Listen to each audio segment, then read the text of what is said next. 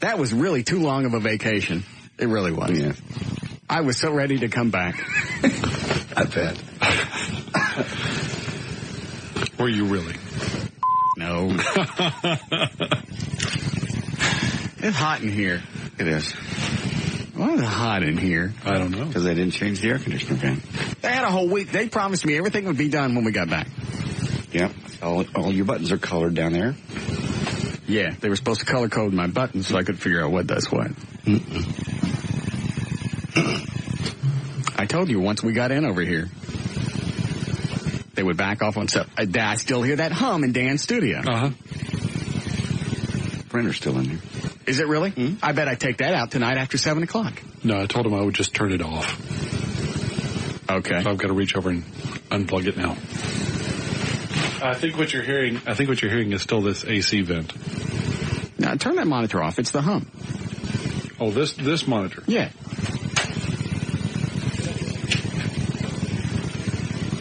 I thought it went away before when you turned it on. It did. Yeah, that's what it is. It's a hum. It's okay. Yep. I'll wrap as soon as I turn that one back on. I'll wrap it up myself tonight. What do we wrap it up? Electrician's tape? Yes, we'll do that. What else do we do today? And, of course, the curtains just look lovely in here. Those are... Bye. And Bob McNeil goes, look, this is going to be great. All right, we screwed up putting up the soundproofing on the wall. Mm-hmm. We understand that. Eddie, please get somebody to turn the air down.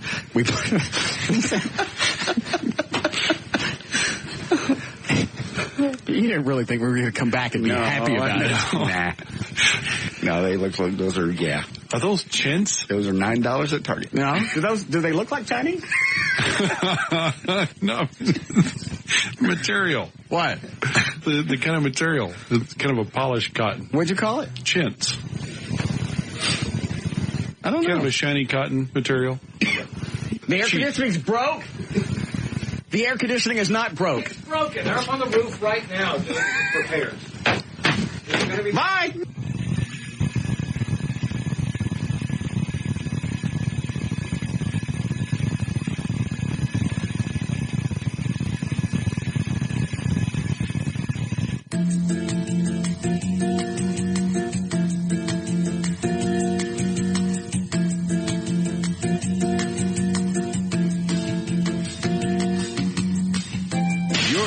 To the best of Russ Martin on the talk that rocks Texas. The new 105.3 FM Talk. It really is too hot in here. I know it is. What's the matter? Bob just came back in. I just picked up the phone. Listener went, I wanted to add, oh, hell, and hung up. So she said bye. Oh. They're going again. What is it, Bob? With it till tomorrow. The air not being on? Yeah. It'll be fixed tomorrow. I am not sitting in here for 4 hours with his air off. You go get me go over to Silver City and you get me some chicks with cups of water, ice water. All right. And I want to get sprayed. I'll do that. I mean it. Chicks from Silver City all holding ice cups. I'll do it. Every chick they got. And they got to blow across the top of the ice to keep it cool. And I mean now, God.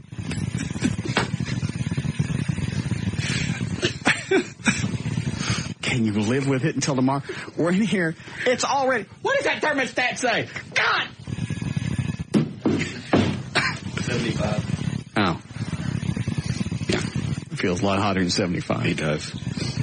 It's just funny it went out right as we went on the air. It's been nice and cool in here all day. Oh, is that what that guy in the big white van is out back? Yes. Yeah. Okay.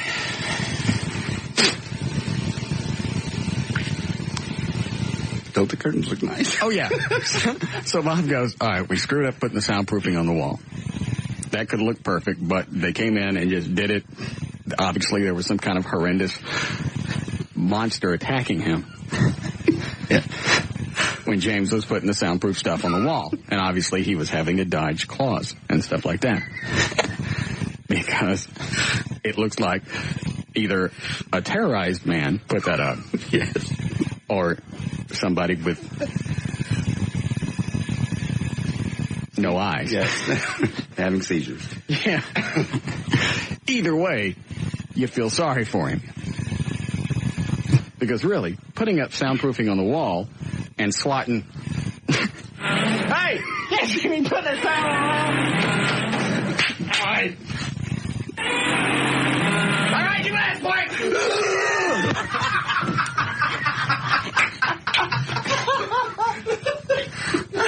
Everybody that came up to me at Home Depot asked me to do that move. I can't do it without a microphone to grab and punch. The spinning cover clutch. Yes. Oh, it's so hot in here. Oh.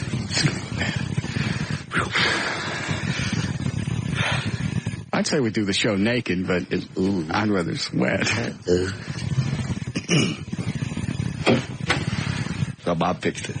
We got curtains. Well, here's the problem. They put up these cheap curtain rods. Obviously, they didn't have a lot of time to go into the fabric store and pick out good ones. Probably the same Godzilla problem. You had time just to run in, pick up something really quick. Because even the rods aren't straight. Right. Those are the cheapest rods you could possibly find anywhere. Mm-hmm. I didn't even know they still made them that cheap. Yeah, little sliding white ones. So then they put the curtains up to cover up the soundproofing.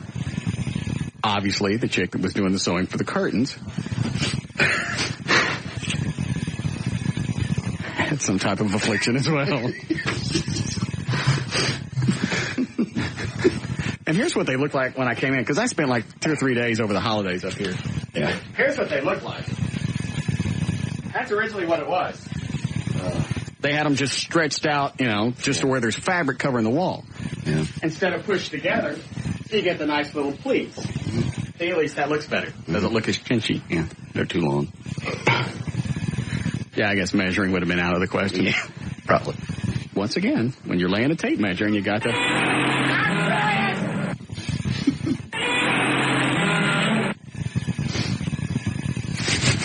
So, are they going to fix them?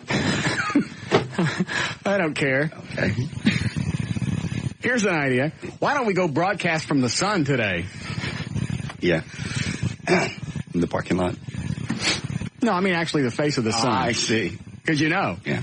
couldn't be as hot there as it is in this room. And we've only begun. I'm actually having a hard time breathing. All right. People keep calling and suggesting that we bring in some portable AC units. Yeah, they don't make too much noise.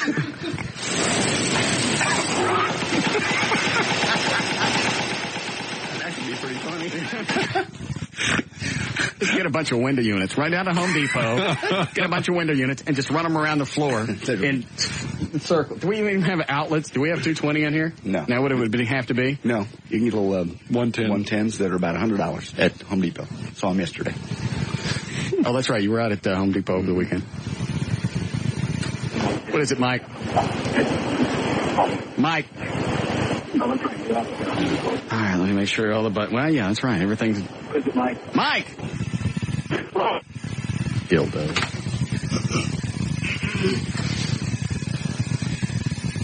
Does it feel like the air just came on? It's blowing. Yeah, it feels like it's cooling. Doesn't it? I still have a hard time breathing now. Don't you? I mean, yes.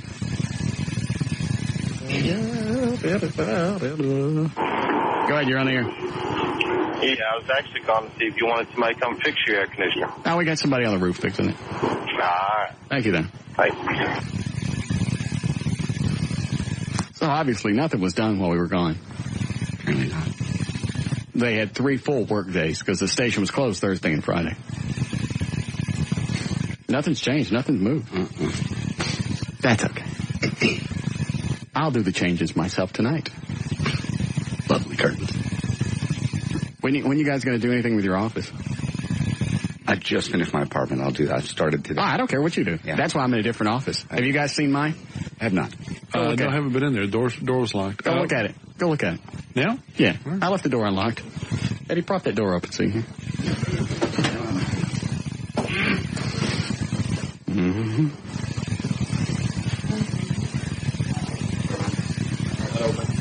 The door's unlocked. Locked.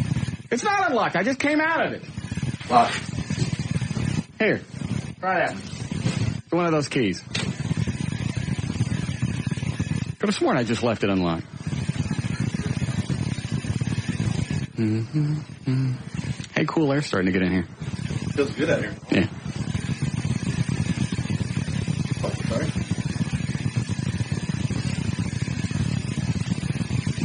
All right, screw it. What, can you see in there? Stop looking at the chicks in the hall. Unlock the door. What? It's both of them jiggling the lock. There they go.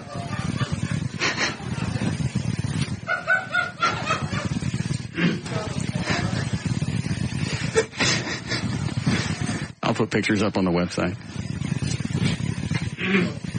Lord. Dear God. Well, we know what you used on your vacation. You like it? It's very nice. Did you spend your entire vacation up here working on this? It's really nice. It's beautiful. I especially like the, what do you call that thing in the ceiling, that twirling ball? It's one of those spinning light balls. It's multicolored, but there are two of them. So they spin in opposite directions, and then the whole unit spins clockwise. Does that make sense? Yes. Yeah. They were like $39 at Spencer's. I put that up yesterday. Very nice. Drunk. You'd have to be. You don't see the wires running or anything. No. The neon thing on the wall and the little tables you got in there. Really nice. Place to sit down? Yeah, the booth, like a restaurant booth. Yeah. It's great. It looks like a little bar. That's exactly what it's supposed to be. That's our drinking hole every day when we get off the air. Get some of the chicks over from Silver City or what is the Plutonium Club? Platinum Club. Whatever. Have them just come in and hang out.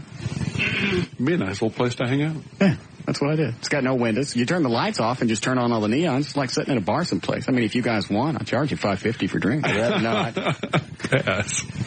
I mean, so you get the full, all the little nuances of actually being in a bar. Have you seen Rob's office? It's like being in an aquarium. Yeah, he painted his walls blue, and then blue. The highlight light blue that, I don't know what you call it. The whole wall isn't blue. It looks like he rag painted it or something, or sponge painted it. Slapped a little brush and swang it around. Yeah. They just went nuts. Yeah, you're right. Very aquatic. It's supposed to have a calming effect. It's funny because you walk by his office, and he's has one of the few offices with a window. So you walk by his office, and you see this great big thing sitting in that room with all the blue. It looks like a blowfish in an aquarium.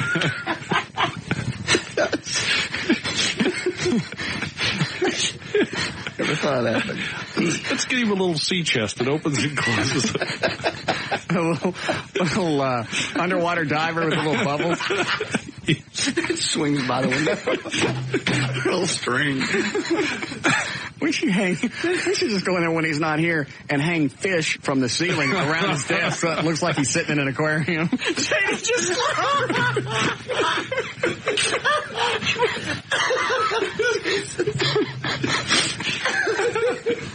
Guess what tomorrow's project is? Looks like a great big blowfish sitting at a desk.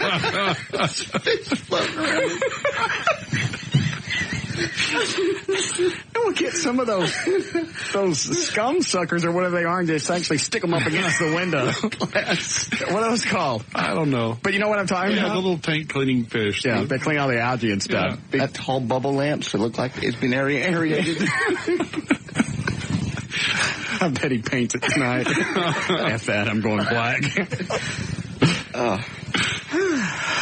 Go ahead, John, you're on the air. Yeah, good afternoon, Russ. Hi, John. I was curious, were you at the Barry Manilow concert on Friday at Smirnoff? Did you? I went to the Smirnoff. I didn't actually get to, I didn't go to the concert. Were you in the Ice House? Why do you ask? Well, there was some guy in there bragging.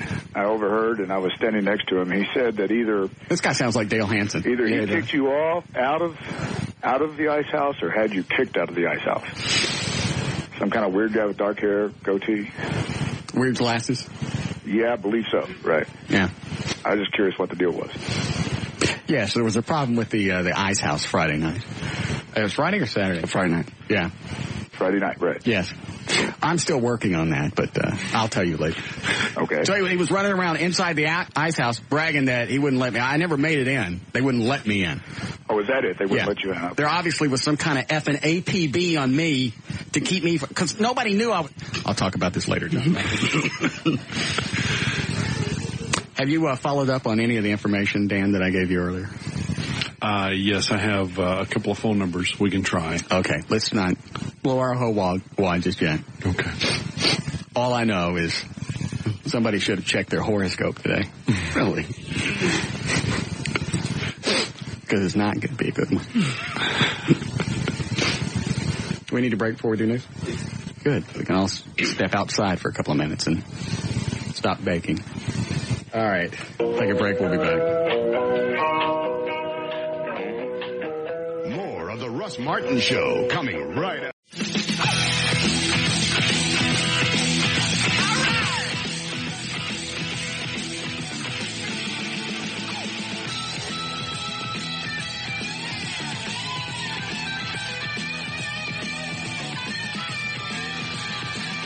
All right, 3:33. J.D. Ryan is here. Eddie Boyd, producer Dan Lewis, Jonathan Dodge in the thing. You ready to start news? If you like. All right. You got audio? You still don't have a production room. What does that mean? Means I don't have any place to produce audio. You can't do it at home? No, I don't have a leaf feed till I get up here. It comes down our satellite dish here. Oh, is this a special feed? Yeah. You can't steal off of Channel 5 or... I can. It's just you don't get as good this clip because we get from Westwood 1. Oh. Okay. What is it, Dan? Pick a finger. Line 3. Okay. That's a question for you. I've gotten this question many times, but... Yes, Britt. Hey, buddy. I just had a question. I know Friday, I don't think before y'all went on vacation, it ever got resolved, but did L.A. come down for the 4th weekend? Did you get and win your bet? Did you have some company, buddy? And what would be your guess there, the Brit? I would have to guess you losing some fundage, and she probably showed up because with your manly charms and wit, I'm sure you got her convinced she could come back down. Excuse me. I forget. You've already forgotten from last week. Yeah. Yes. So in other words, she didn't make it. Yeah. I didn't say that. Well, then she did make it. How do you forget a porn star coming to town? I got Lysol. Lysol ain't gonna do nothing for these. I just let a Lysol eater.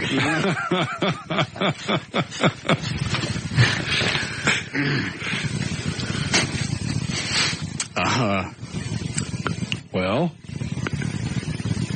Do you have her phone number in there, Dan? Yeah, I do. Call and ask her. Did you get me my new mouse from Microsoft? Not yet. We've been on vacation. Yeah? Laura was on vacation, too. The whole week? Uh-huh. All right. She's even off today. Fine, I'll just go buy it at Best Buy. I'll pay full price. She'll get it tomorrow. She goes back tomorrow. All right.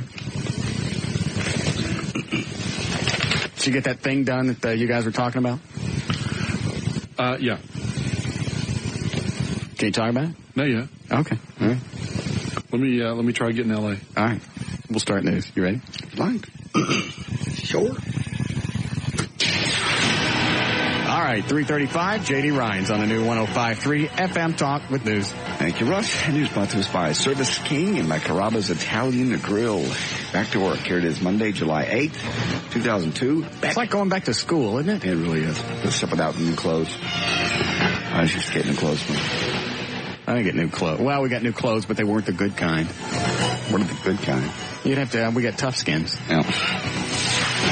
My mom didn't shop at the tough skin store.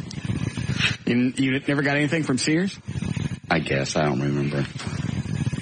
I didn't get any name brand crap. The shoes, I don't even know what these shoes were called. They looked like they were made out of felt. Shoes. And they were on sale. I think they were like size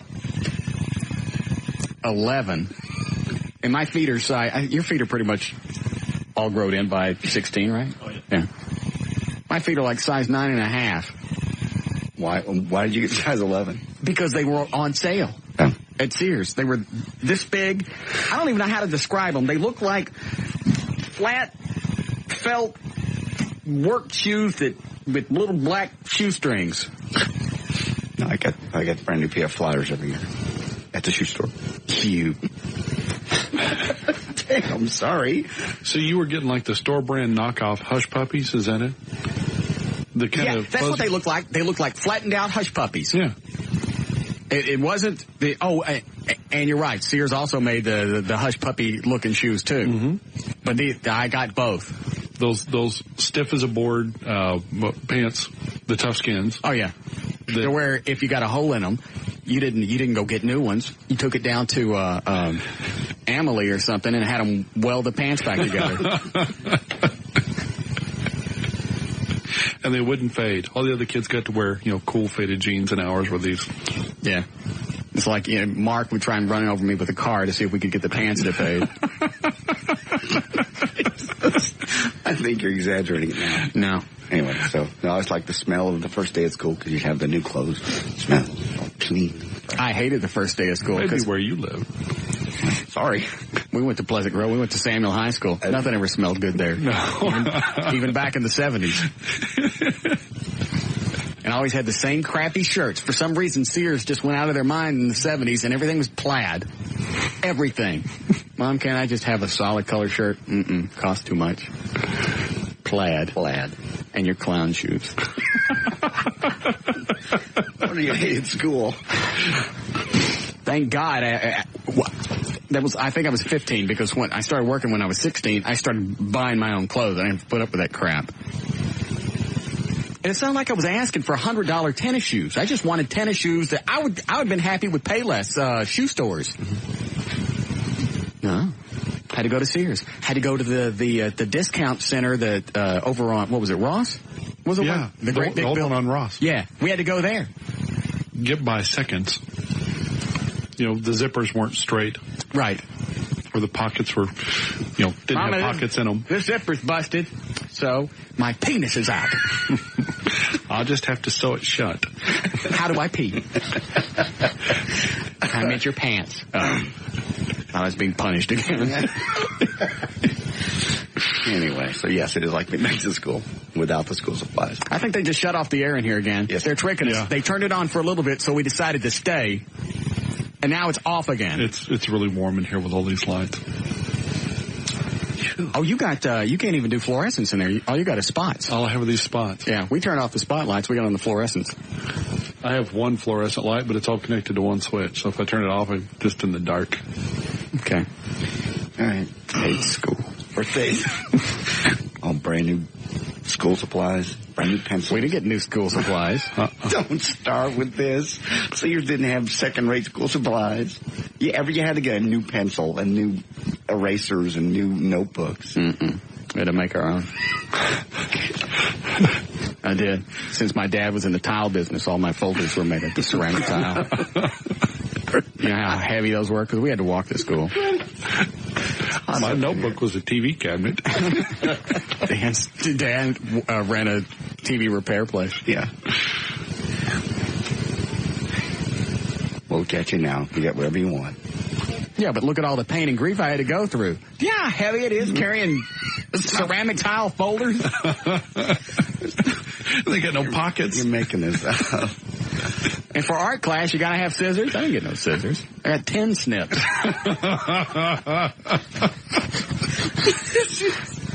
Those efforts are this long. Well, just put that in your pouch. You mean my Glad bag, the trash bag, Mom? Yes, that. Anything left but the tips of your clown shoes. Now get out of here. All right, we're all back to work. It is Monday, July 8th. That's why I didn't get poon until I got into that's why I had to bang that fat chick when I was a kid. Yeah. Because I didn't have any good clothes. Somebody just walk into your studio? Who is it? Right, pull me by the hair. Come here, Chloe. Oh, is it Chloe? Yeah. He saw me turn my light off, and I was about to turn my light off to step outside to tell people to quiet down outside. What do you want? I'm just letting you know your request is on the way. Which is what? Silver City. Yeah, how many? At least 3. I need more than that. I want them to hold cups of ice and blow over the ice straight at me. Okay, I'll see what I can do. All right. Flo from our promotions department. You've gone from ceramic tile folders to women blowing ice on you.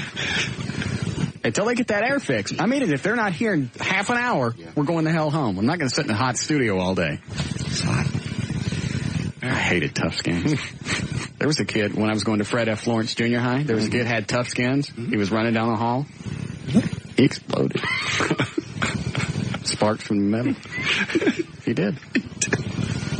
Burned down his home room. Sears is a wonderful place, and they still have great clothes, I'm sure. I don't think they still sell tough skins. I don't think they do, no. Those are worse than Pintos. Beck is 32.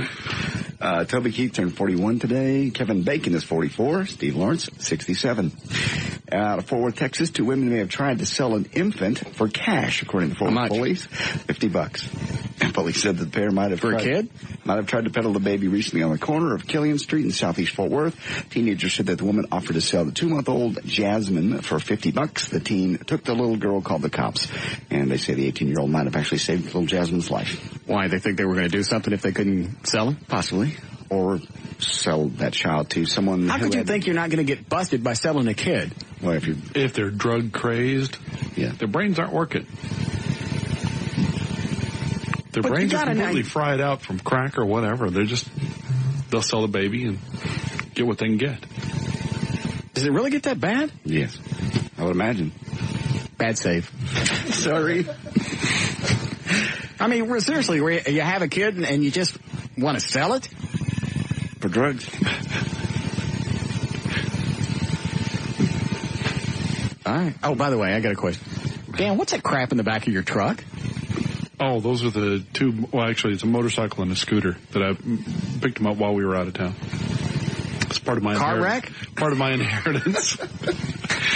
Those motorcycles haven't been ridden since the 80s. They look like Honda QA50s. I think one of them is, yeah. The other one's just a little scooter. Yeah, David Gaines down the street, he had a Honda QA50. There we go.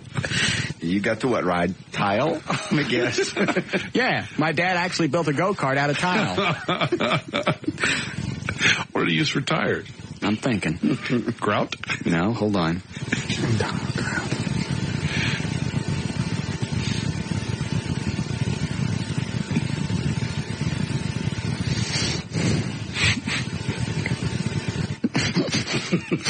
Saw blades. I don't think that would work. I was thinking grinder wheels, but okay. We were so poor we didn't have tires, you know, like that.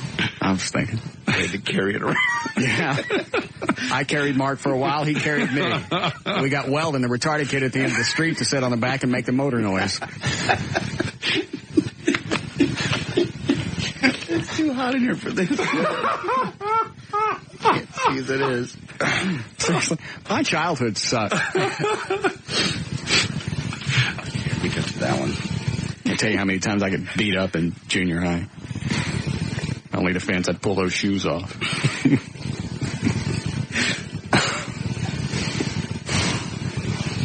Okay, Panasonic is using Screaming Dwarfs to promote its new line of ultra-small video products, and the little people are, well, up in arms, saying that the campaign is one big insult to them. In the ad, a grinning 4'1" actor holds up his Panasonic new palm-sized eWare digital camera and urges consumers to have a little fun. In one of the spots, the dwarf surprises a naked man in a changing room, screaming, "It's small," almost as small as, the guy looks down at his own, whatever.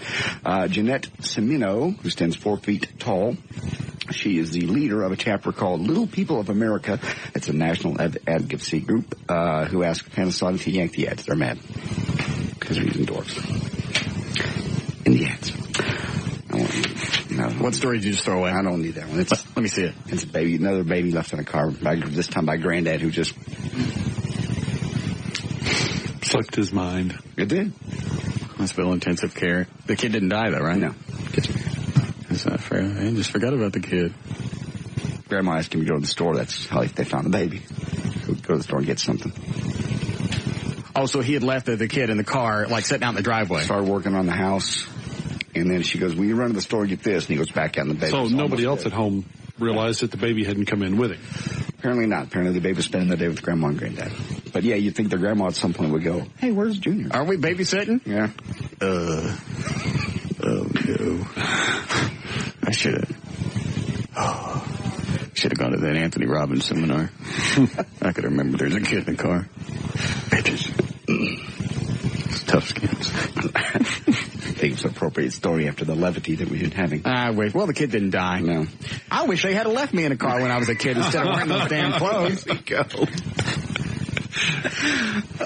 Go ahead. All right. A study found that young gay and bisexual men in the major U.S. cities around the country found that more than 3/4 of those infected with HIV were unaware that they had AIDS. The study indicated that ignorance of the infection among HIV-positive gay and bisexual men. You don't think a weenie in your pooter might tip you off you might have AIDS? Twice as common as previous Hey, tests. there's a weenie in my pooter. I may be getting AIDS.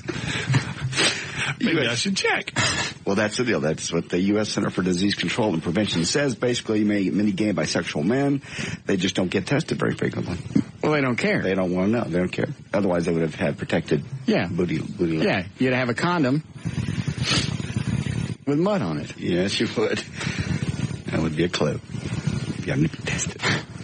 4-month-old goat has a curious birthmark, and people are flocking from all over to see. Jesus Christ! I saw this on the news, and at first I thought it was a hose job. No, they're flocking to a North Florida farm to get a close-up look, and that is, of course, all the Dale Earnhart's fans, because the little brown goat named Little Dale was born with a white number 3. Have you not seen this? No, I managed to miss this one.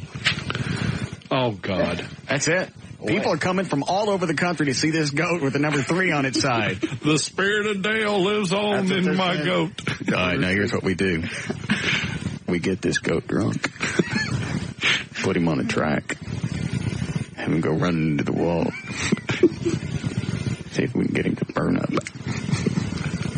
His owner says he's seen pictures of people taking pictures and getting tears in their eyes. One woman told come on. One woman told him it gave her chills. Little Dale was born with the number that it's not painted on, shaved on, or otherwise manufactured. It's just hair in the form of a 3 on his. Let me see the picture again. Little side. Maybe I'm overreacting. Maybe it is. Yes, that could possibly be Dale Earnhardt. And that's the way that we know. He came back as a goat. Now, if the goat could drive. No. That's why he came back as a goat. He's safe this time. DeWine always said you come back over and over in different forms. See, Dale got shortchanged this last time. Yeah. Died, too early. Very unfair death. This, really, seriously. How many pit crews would actually work for a goat? Almost none. Yeah, so the chance of this goat going, right smack into a wall, that's very slim. It'll probably have a long and happy goat life.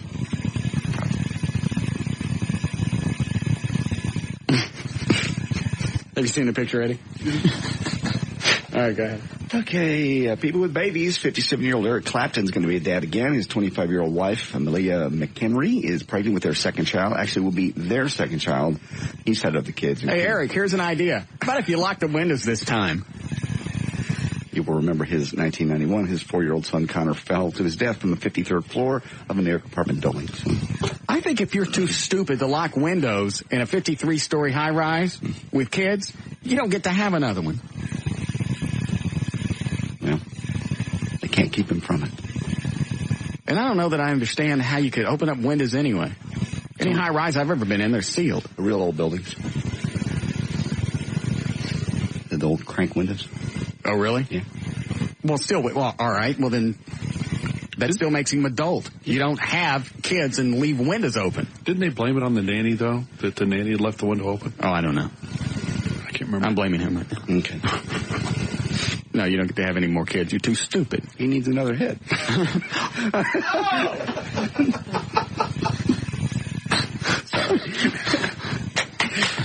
Very nice. I'm sorry. All right, here's what we learned from the episode of VH1's Driven, which got a best of album. Open up the window.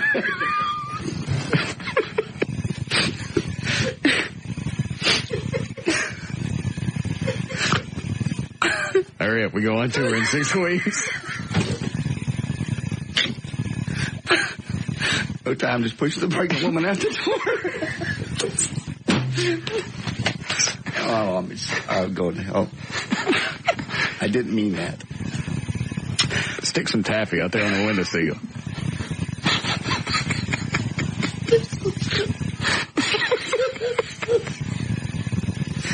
Quit it.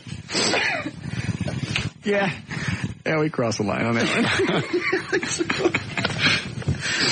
Okay, I got a couple They more. shut the air off again. Yeah. Those fuckers.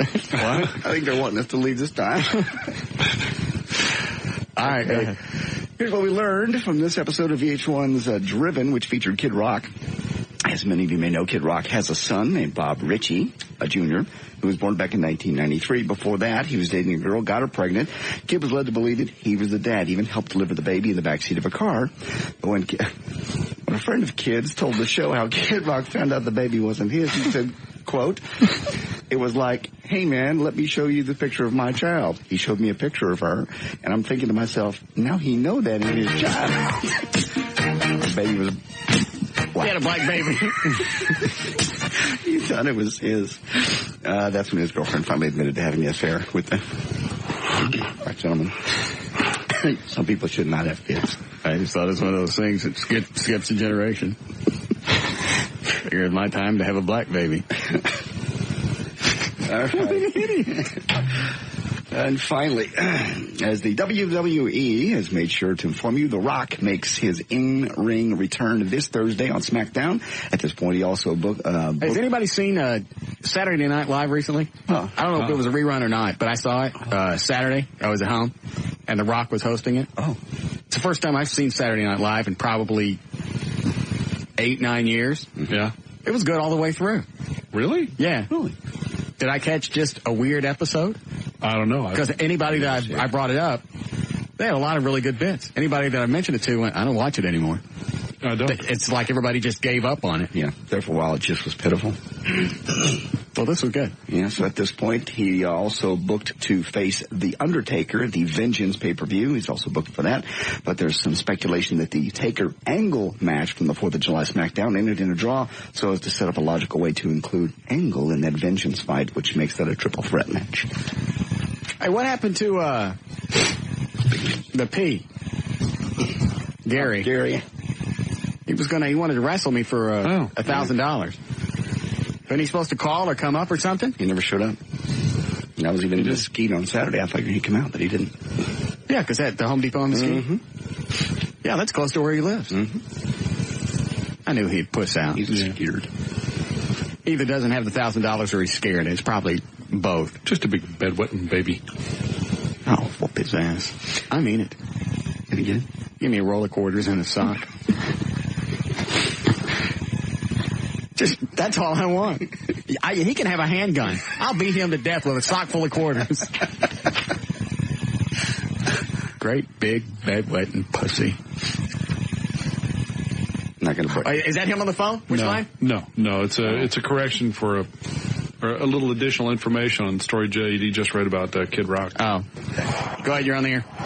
Hey, JD, Kid Rock's girlfriend was black. They showed her picture. Pictures of both of them in her annual picture. Oh, so they could have had a black baby then. Watch the whole show, JD. Come on. I'm reading an article. Actually, I didn't see the show at all. No, I saw the article too. Yeah, they were showing a picture from the annual. It was both of them. He was saying white boy, black girl. Why is that? Well, why was that a story then? Yeah. JD don't write these. He steals them. Mm-hmm. Hey, welcome back, bud. We missed you. Thank you. I should have asked him. Does anybody know, did the best of run okay last week? Don't know. Did it? No problems. Didn't hear it. Hey, you always lie to me anyway. I'll check with the listeners on this one. Speaking of Eddie, news brought to us by Pit Stop. That's at 7321 Camp Boulevard. Eddie's going to be out there Saturday from 1 until 3. It's on Altamira and Fort Worth. It should be one of your last chances to pick up tickets for the SCCA Grand Prix of Texas happening this weekend, July 14th. It's Eddie once again at the Pit Stop. I'm J.D. Ryan on the Talk That Rocks Texas, the new 105.3 FM Talk.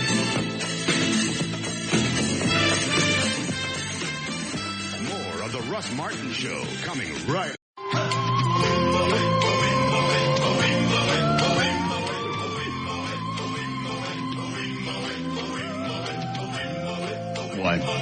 Ryan sleeps tonight. You don't like it? Not even the good version? What's wrong with it? Is there a good version of it? Yeah. The Tokens did it. This one sounds like it came out of Deliverance.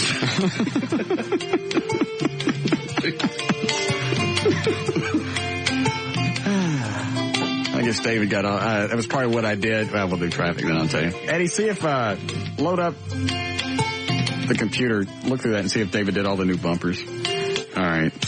Do a check on traffic. Do we got to run that before? All right. Experience Italian like you've never had it before. Come to Carrabba's and taste the thrill of the grill. All right, Jonathan, what do you got? You're starting to worry me. First you go see Barry Manilow, then you're playing little kid songs on the radio. Yeah, I know. What's the matter with you? I don't know. Are you going gay? Probably. All right. This report brought to you by ExxonMobil and Fox Sports in Dallas, southbound I-35 in Illinois. Left lane's blocked by an accident. Watch out for slowdowns from Clarendon. Southbound 75 in Mid-Park. The two center lanes are blocked by an accident there. That's just causing a minor delay. Northbound 75 Central, just past Park Boulevard. Left lane blocked by an accident there. And in North Richland Hills, 183 westbound at Bedford Euless Road. Only one lane gets through due to an accident. That's causing delays from Central Drive. This report brought to you by the Texas Lottery. What's a 9-letter word for huge scratch game payout? It's crossword. The exciting new game from the Texas Lottery. You can win up to $35,000 playing crossword today. That's traffic. I'm Jonathan Dodge in the new 105.3 FM. Fight like it. Thank you, Jonathan. All right, here we go. 75 for the low tonight. We're going to have off and on thunderstorms, some developing just north of the Dallas area right now. Same thing for tomorrow. 95 should be the high. We're at 94 degrees currently at a Talk That Rocks, Texas. The new 105.3 FM Talk. I don't know if that's a new one right there. Let's see what he did. It's probably what I did on my vacation. I sent David emails of beds to put in for the bumpers.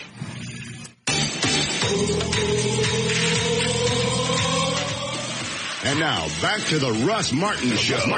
On the Talk That Rocks Texas. The new 105. We already had this one? Yeah. FM Talk. That's probably my fault then.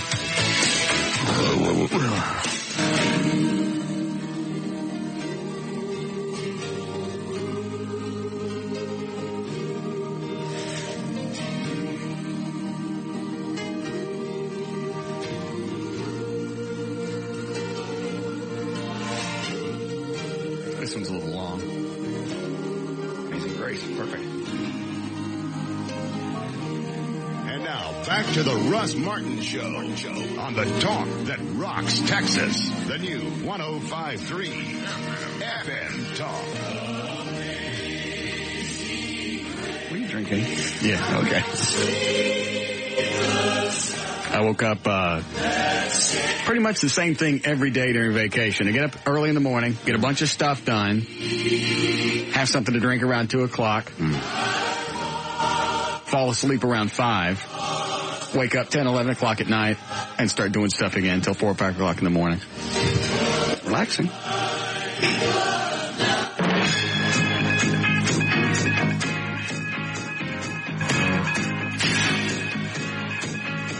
Back to the Russ Martin Show on the Talk That Rocks Texas. The new 105.3 FM Talk.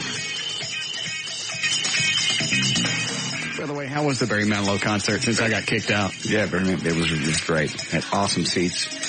Texas Tickets took care of you and I both. Well, I got tickets. I didn't get to use them. I know. I was 15th row center. He puts on a really good show. Just incredible. I thought there was even going to be an intermission at some point. He was just putting out so much energy. He came out singing a medley of stuff that just, God, can't forget how many hits he's had. What about the new concept stuff he was singing? What is that? He said they said in the paper in the review he had a new concept album. He's got, I don't know about that. There was a couple songs I didn't know. There was one from a Broadway play that was just amazing. It was great. I can't remember the title of it now, but it was a good show. Always does. It's on a heck of a show. He's got to be, 60? I don't know how old he is. I don't think he's that old.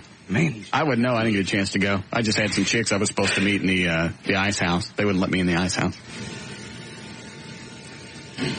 Did you find out the name of the guy that wouldn't let me in, Dan? The manager of the ice house? I know his first name was John. That's all I know. John De La Rosa. Really? Yes. What was that all about? Because I never saw you in there. I thought you were already inside. I showed up Friday night. Mm-hmm. I didn't even know that I was going to go for sure. Mm-hmm. Showed up Friday. Got a call from a couple of chicks that said, we'll meet you in the Ice House. I went, okay. So Haven over at Texas Tickets got me the tickets. Excellent. Those things were expensive, too. Yeah, they were. I think Face was, well, you want to say? I don't care. I got them free. Oh, okay. Yeah, they're $88. When did concert tickets get to be $88? Anyway, and isn't there like a service charge? Yeah, plus there's a service charge. Yeah. Anyway. So I got the tickets. Hmm? Get to the Ice House. I'm going in with Tom. Hand him the tickets. Hmm? Guy looks up. He goes, you need to hold on for a second. First of all, anybody who doesn't know, the Ice House is just a small private club on the grounds of the, what do they call it now? Smirnoff what? Smirnoff Music Center. Yeah. Totally separate from the Smirnoff. Correct. Just a private club there. You can go in, you can get drinks. And in the past, it was just media that could get in with media passes. Now I guess you can get, if you buy enough, high enough dollar ticket, you can get in. Right. Okay. I believe that's how that works. But the tickets you and I both had the little sticker on there so we could get in. Yeah. So now I'm waiting. He goes, manager wants to talk to you. I figure maybe it's a listener or something. Mm-hmm. A little VIP treatment. Yeah. So this dork comes out. No beating around the bush. He's a dork. The dork comes out. Yeah. It says, obviously the last time you were here, you had a problem with the Ice House, and you're not welcome in here. What problem did you have with the Ice House? I didn't. I said, what was it that I said that you had a problem with? Mm-hmm. He goes, well, I didn't really hear it myself. Somebody told me. All right, so you're making this decision based on what somebody told you. He said, yeah, and I'm thinking maybe there should just, maybe a few weeks before, just a little separation time. Oh, you're in timeout now. Yeah. And the first thing that comes to mind is, all right, hose job. That's what I would think, yeah. Because JD knew I was going. Right. And I knew he was going to be in the Ice House, so I went, all right, this is a host job. Yeah, JD sets these guys out. Right. So I'll play along. And the guy just continues. I went, all right, okay, cool. And I said, well, first of all, nothing was said. Well, the people that told me were very reputable. I went, I'm telling you, nothing was said. And I'm doing it just like this. This is the exact same tone, because if it's a hose job, I'm not getting burned on this one. You might eat me. And he turns around, he walks off, and that's it. And I went, oh, no, he didn't. And he's walking past Tom, friend of mine, and Tom goes, dead man walking. Yeah. So he was completely serious, no hose job. Absolutely. I still don't know what the hell he was talking about, what he was referring to, what if somebody just had a boner for me and they went and told this guy, and how did they know I was going to be there? Nobody knew I was coming. That's the weirdest part, because I wasn't there yet. I mean, was this just some kind of stinking APB for them to watch for me at all entrances? Well, actually, it would just been the Ice House. The Ice House, yeah. Because this had nothing to do with the Smirnoff. Yeah, you still could have gone in and gone Smirnoff. Yeah. I can see. He goes, you can go. He goes, you're welcome to go into, I don't know, there are a couple other places out there. I don't know what they were. But, you're not welcome in here. I went, okay, I'll take care of this Monday. And he goes, okay. And that's when he left. Now, the only thing I could think that you could possibly have said that might have upset anyone that they could use as ammunition against you is right before we went on vacation, you made a comment about the Ice House used to be a little more exclusive than it is now. Yeah, and it is. That's true. Yeah. It used to be just media people that were there dealing with the concert, Yeah. But now it's kind of like everybody gets in. Well, you can get in if you buy a high-dollar ticket, something like that. Did I say anything else? Not that. No. That's why I thought it was a host job, because he goes, he's saying, you had a problem here, and I'm thinking, all right, I don't know what he's talking about, but I'll play along. Yeah, I remember anything. So who were you able to hunt down? Who actually owns the Ice House? Okay. Because we know it's totally separate from Smirnoff and all that business. Well, from what I can tell, the House of Blues is actually in charge of the venue. Really? Okay, it's listed, actually even listed on their website as House of Blues. For the Ice House? For the Smirnoff, the entire venue. Okay. All right. But liquor license, the whole thing is listed under House of Blues. Well, first of all, if there's any association, who's the GM there? Is it Dave Parks? Dave Parks. Yeah. I think if Dave had any idea this was going on, this wouldn't have happened. No, Dave's a great guy. Yeah. Dave's always been really nice to us, and he was always really nice to Cindy Coyle. That's why I like him. He's been nice to us all the way back to TV days when it was the Starplex. Oh, that's right. Yeah, You're right. He was there then. Now, he's the general manager of the entire... Right. That's why I'm saying I believe this Ice House thing is a total separate entity from the Smirnoff Music... Is it Complex? Music Center. I wish they just call it Starplex. Why not just call it Smirnoff Starplex? I don't know. Well, all the numbers I have for you then are all from House of Blues, for people in charge of House of Blues. And you know what? If the guy was smart, what he would have done, if any of this was true, he'd have come out and said, "Hi, I'm John De La Rosa." Mm-hmm. I go, "Hey, John." And he'd gone, "You know what? I heard last time that you had a problem here. How about if I buy you a drink?" That's Manager 101. Yeah. You fix it, you don't make it worse. Right. Instead, he comes out and urinates in my mouth. Here's your freak. Yeah, 'cause they let me right in. Oh, they did? Oh, yeah. They were very nice. So no problem with JD, just a problem with Russ. And I wondered why the guy at the front door said that until I found out later. Because they go, "You're welcome here anytime." And I'm like, "Well, thanks, I got a ticket." Because I gave him free. Yeah. Didn't even bother to ask, was there a problem? Was there a story? I heard something. Maybe you can straighten it out. And that little... I need to... calls me a liar because I said, "I'm telling you that wasn't said." Well, you can't come in. So that's the same thing as calling me a liar. Well, he said, "I got this from reputable people." So he's alluding to the fact that you're not reputable. Right. Still couldn't tell me what he heard or what was told to him because he didn't. I just know that got back to me that you were bagging on the Ice House. I went, "I'm telling you that wasn't said." "Well, you're not welcome in here." Okay. What a great, big, huge loss in my life. Yes. Mm-hmm. I'll find out what's going on over there. Go ahead, you're on the air. Hi, Russ. Yes. I was wanting to know what happened with L.A. I forget. Just tell us. Dan, did you get a hold of her? No, I did not. Okay. And I just called over to the Smirnoff, and they are all under the same umbrella, House of Blues. Okay. Well, like I said, I don't believe that Dave Parks would have had anything to do with this. And I'll still continue to go there, but not the Ice House. No. Not as long as John De La Rosa works there. You're in timeout. Just a couple of weeks. Well, I tried reaching Dave at his office, and he's already out for the day. Oh, he is? He's already gone. Is there a direct supervisor over John De La Rosa? Well, the guy that's in charge of all the venues. Yes. For House of Blues, his name is Dolph Burley. Yes, get him on. Former governor, state of Texas? Oh, that's Dolph Briscoe. No, it's Dolph Briscoe. Yeah. This is Dolph. He's running the Smirnoff? No. Hadn't been that early. This is Dolph Burley. He's the vice president. Who's in promotions over there? Ann Richards? No.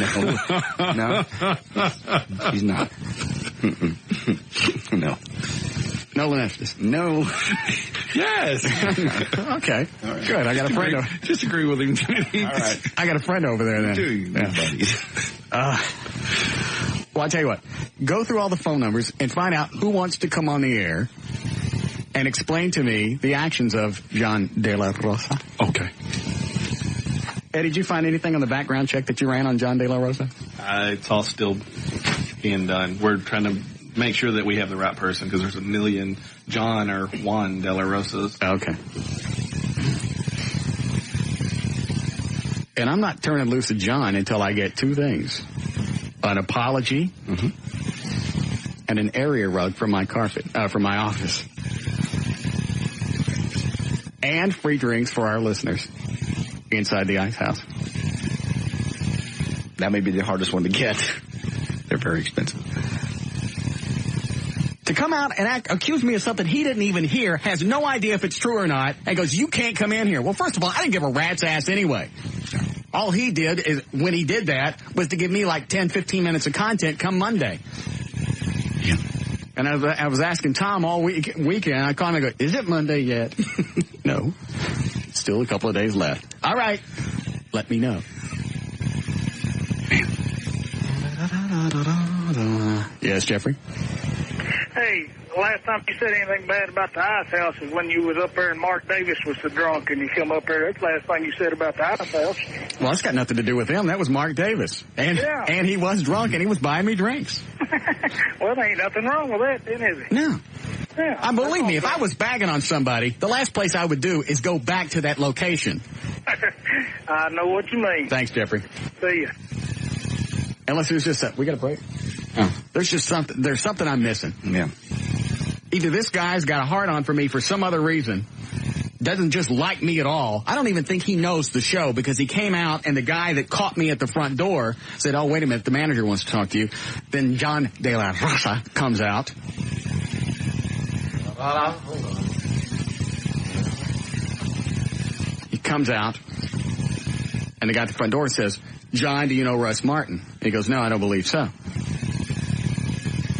And then he stops and it clicks. Oh, Russ Martin from that talk radio station.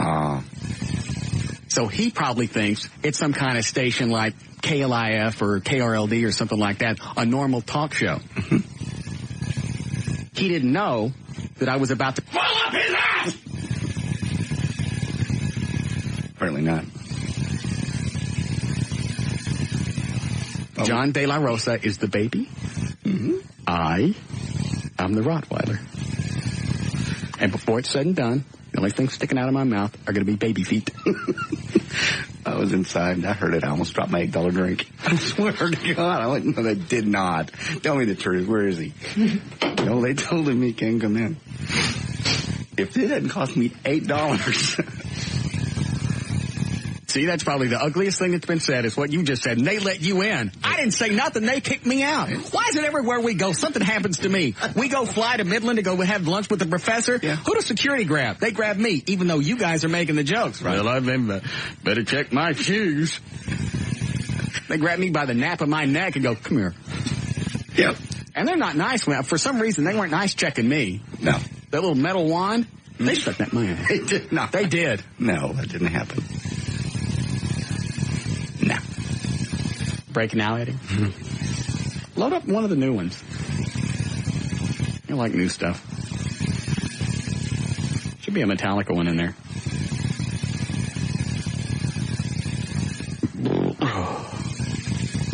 Keep going. Scroll down. See this one. I like that one. Is that into break? Okay. We'll be right back. More of the Russ Martin Show coming right up.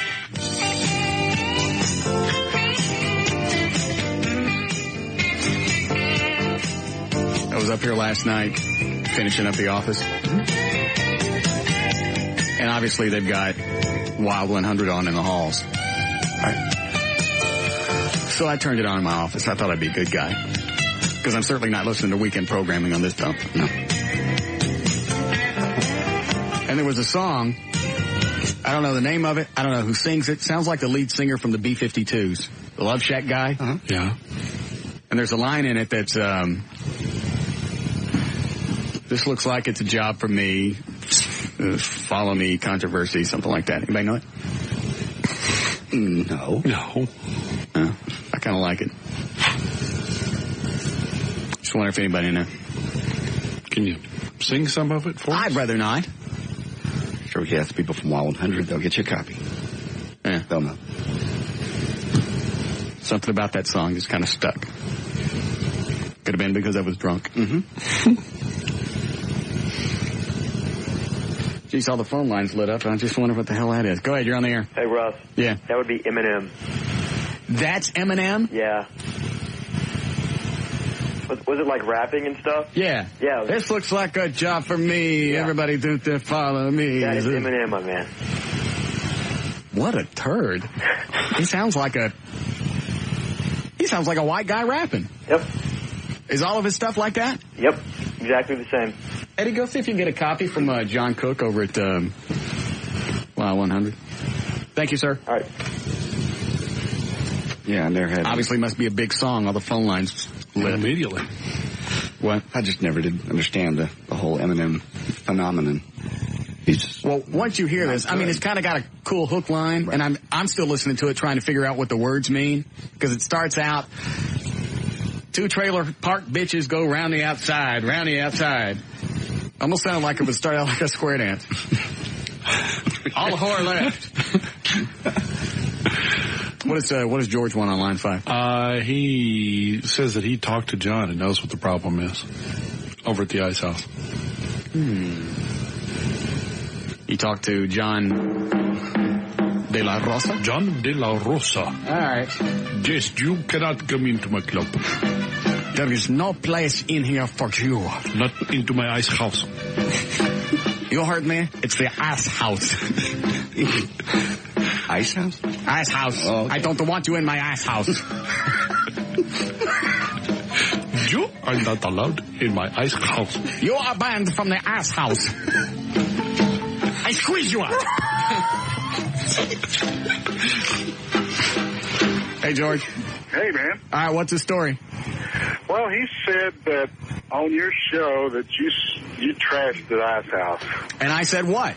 You said there were nothing but fat, ugly women that went in there, and he walked around like a dictator, and that anybody that wanted to could get in there that could pay him off or something, and he didn't appreciate that.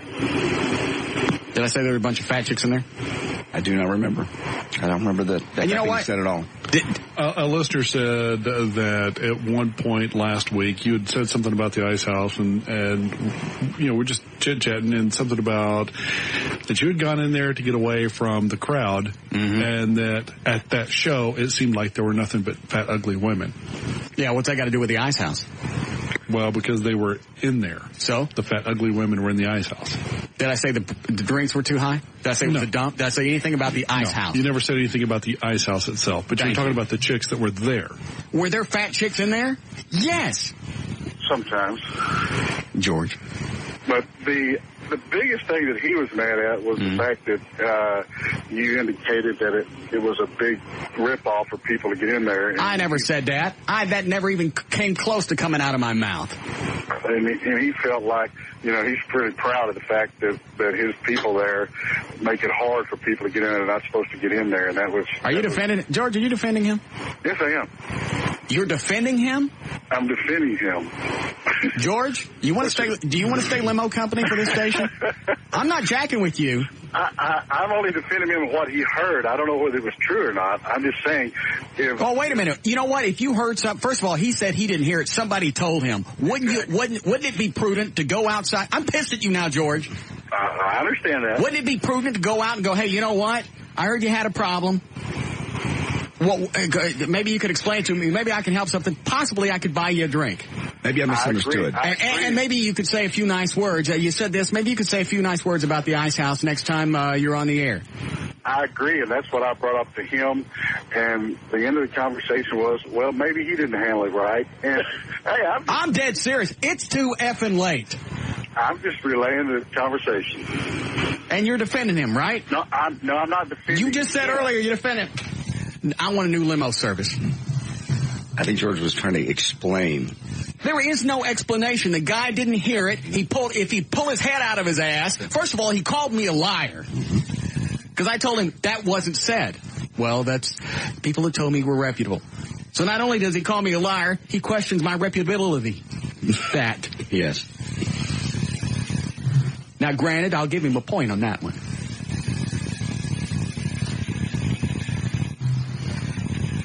So once I told him it wasn't said, that should have been the end of that. Well, I'm sorry, obviously a misunderstanding. Come on in, let me buy you a drink. Instead, he wants to make a great big god-effing scene in front of me and my entire posse. How big was your posse? I have a big posse. How big is your posse? There are plenty of people in my posse. How many people are in the posse at that moment? Counting me? Counting you. Yeah, counting you. 2. Yeah. Well, So there was you and one other. Yeah, that's a lot of people in a posse. That's a tiny posse. No, that's a tiny posse. I don't believe you should be judged on the size of your posse whether or not you can get in there. Because there are a lot of... That's probably the smallest posse I've ever heard about. Because there were a lot of people. When I was in there during the Hagar Roth concert, there were a lot of people in there with great big posses. Yeah. Well, I'm sorry to say that yours is just a little tiny posse. Oh, so I got to have a big fat posse to get in? Maybe so. And let me go back and highlight this and underline this. This has got nothing to do with Smirnoff. Absolutely nothing at all. I love that place, and I'll continue to frequent it as long as they're there. Dave Parks, who runs it, is a great guy. Love him. Got a long history with him and that venue. Now, John De La Rosa. I'm sorry, you cannot come into my house because you have a small posse. Your posse is too small for my ass house. I want you nowhere near my ass house. Was your posse actually your date? No, it was Tom, my realtor. Oh, that's right. No date. No, I had a couple of women I was going to meet inside the Ice House. Oh, okay. Because it's a cool place sometimes to go in and hook up with other radio people and stuff like that. If you can get in. JD didn't have a problem. Walked right in. They welcomed him in. And still dumbfounds me that they had an APB out on my ass. Yeah, for a Barry Manilow concert. That would be the last concert you would expect me to be there for. It's not like we talked about it on Friday. Yeah. And that didn't really dawn on me at first, because at first I thought it was just a stinking host job. Well, this is absurd. I never said anything bad about this place. I got no problem with it. I got a problem with some of the big fat people that sneak in. Or not sneak in, that are in there. Yeah. Never said anything about them. So I figure, host job. Bad setup, bad host job. I ain't buying it. Then afterwards, you leave, because I didn't even go and see the concert. I just left, chunked the tickets. So almost $200 of my hard-earned money to go see Barry Manilow. I don't even get to enjoy the concert. Excuse me. You get the tickets free, just like I did from Texas Tickets. Didn't cost you a dime. You want to be in the George corner right now? $200. Damn. But they were good seats. I wouldn't know. I didn't get a chance to go in. Now, I could have gone in. That was my own decision not to go into the regular venue. Sure. At that point, you were mad. Yeah. Mm-hmm. Oh, yeah, I'm going to stay here. I got to go someplace in steam. I thought George was kidding me when he told me. I go, so is Russ in the bathroom?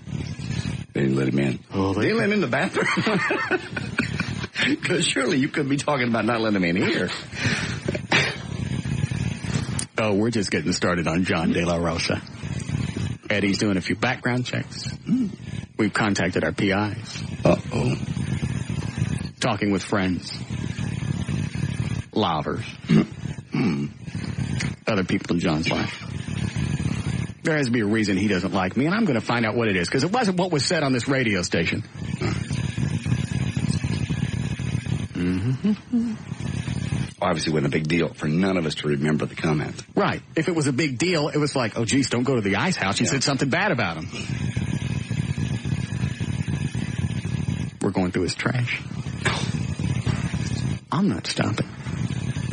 He thought he was messing with some little dicky talk show, little bitty one, where they give the phone number 8 times every 4 seconds. Nope. He's going to be able to go to the bathroom and not even think about pushing. It's just going to fall out on dates. I wouldn't want to be today, Doris. Are you waving the log? Did we get behind? A little bit. And now I'm pissed off at George because was it me or did it sound like he was defending him? He was trying to explain. I don't think he used the word defended, but I don't think that's what it was doing. I think he was trying to explain. There is nothing. Said. We already know what he thought he heard. Right. All right. That's a given. Everybody understands that. No. It was the way he handled it. You could hear, somebody could tell you, it happens to us in our everyday lives. Yeah. Whoever we're dating, hey, I heard blah, blah, blah. Did you do that? No. And then you got to go through the whole process of explaining what it was and how it got bastardized by the time it finally got to them. Had Jagoff asked me about it, I would have said, well, let me think. But he didn't. Here's what I heard. I wouldn't say. Obviously made a decision long before. Obviously, if they had the APB for the entry there at the Ice House to watch for me for every effing concert. Yeah. Yes, Jeffrey? Hello? Yes. Yeah, I was wondering, you were wondering how they knew you were coming. I was wondering if maybe those girls you were meeting had gotten there and used your name to get in ahead of you. You know, if maybe that's how they knew you were coming. No, they said they had Ice House passes. Sorry. All right, that's all right. And if that guy was right earlier that called in, before we even brought this up, if he was running around inside the Ice House bragging that he kicked me out, this is going to get much worse than he could possibly ever imagine. That was before we brought it up, right? Yes. So there'd been no way for anybody to know listening. No. What do you want, Donna? Hi. First of all, if you got something to say and it's going to piss me off, hang up right now. I'm not going to piss you off. I just think you should go on with it and get on with your life and quit talking about the Ice House. I'm going to talk about it for the rest of the effing show. Never, ever call me and tell me what to do with this show. If you don't like it, shove the radio in your stinking earth.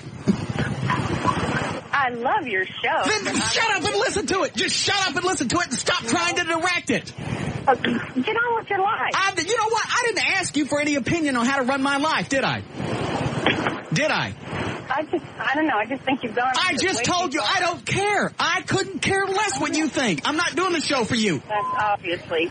You and the broom you rode in on. What? What makes you think you could call up and tell me how to run my life? I don't want to run your life. That's exactly what you're telling me. Shut up. Shut up and listen. Every God, time you get on, and it's boring. I don't. Well, then shut the radio off. Why don't you call up when they're running Matlock and say, hey, you know what? It's time for an explosion. Why don't you just talk about something else for a while? Because I don't want to. This show is my show. I can talk about whatever I want. I wish you were here so I could kick you down the stairs. Are you still hot? Are you still hot? Do you realize how stupid you sound calling up to an entertainment program and go, I'd like to direct for a while? Are you still hot? No, I'm not. Is it still hot in there? No, the air conditioners are working. It is? Yeah. Have I answered all your questions? A, I'm not moving on. B, I'm not shutting up. On. Yes, I'm not. You're not going to move on. Why didn't you? You know what? Do you realize? Shut up! Jesus Christ! Your husband probably got home strangling himself right now. My husband loves me. No, he doesn't. You know He's what? probably screwing everything with. Yes. No, you know what? He takes the show and he thinks I'm a Let me tell you this. Listen, I love the show, and I will listen to it. No, you won't. No, no. I'm not moving on. Never, ever call me and tell me to move on. It's not your show. No, I know it's not, but Well, then shut up. Shut up. Jesus, is this the way you run your life? I've already told you. I've answered all your questions. I've addressed the issue, and you're still arguing with me. This conversation is done. Okay. Thank you. God, it is still hot in here. I know. Well, you're about to explode. She got two. Two what? Of the jumping, twisting. Yeah. Spinning Cobra Clutch. Yeah, I'm sorry. I'm not into the wrestling like you are. That's all right. I keep forgetting. Mom and $2 both want him. What? I see you waving at Eddie. Yes, JR? Hey. Yes. Yeah. I want to ask you a question. What? What should I do with if I the mother, the two daughters, right, and they all want me? Bang them all. Go ahead, JC, you're on the air. Yeah, I was just wondering if you thought that maybe Mark Davis was behind it since he hangs out there a lot and I doubt bad it. about him. No, Mark's a good guy. Okay. Yeah, I wouldn't have brought it up if I didn't like it. I saw that comment, typed it on the screen, shut up and move on. It's like, you know what? If it were just a pleasant conversation and nobody was mad about something, then yeah, you could probably call in and not get jumped on.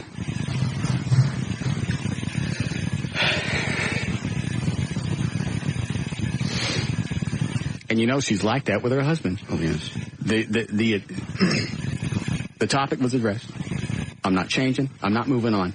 The time that it took her to call, dial the phone number, go through Dan, sit on hold, finally get to me, she could have changed the radio 12 times and already been on something else. Why don't you send letters to Spielberg, tell him how to direct movies while you're at it? This scene was too long. Edit it down. I can do it because I know what I'm talking about. You can't because you're a pathetic runt. I put you in the same ballpark as John De La Rosa. All right, we'll take a break because it is hot in here. More of the Russ Martin Show coming right up.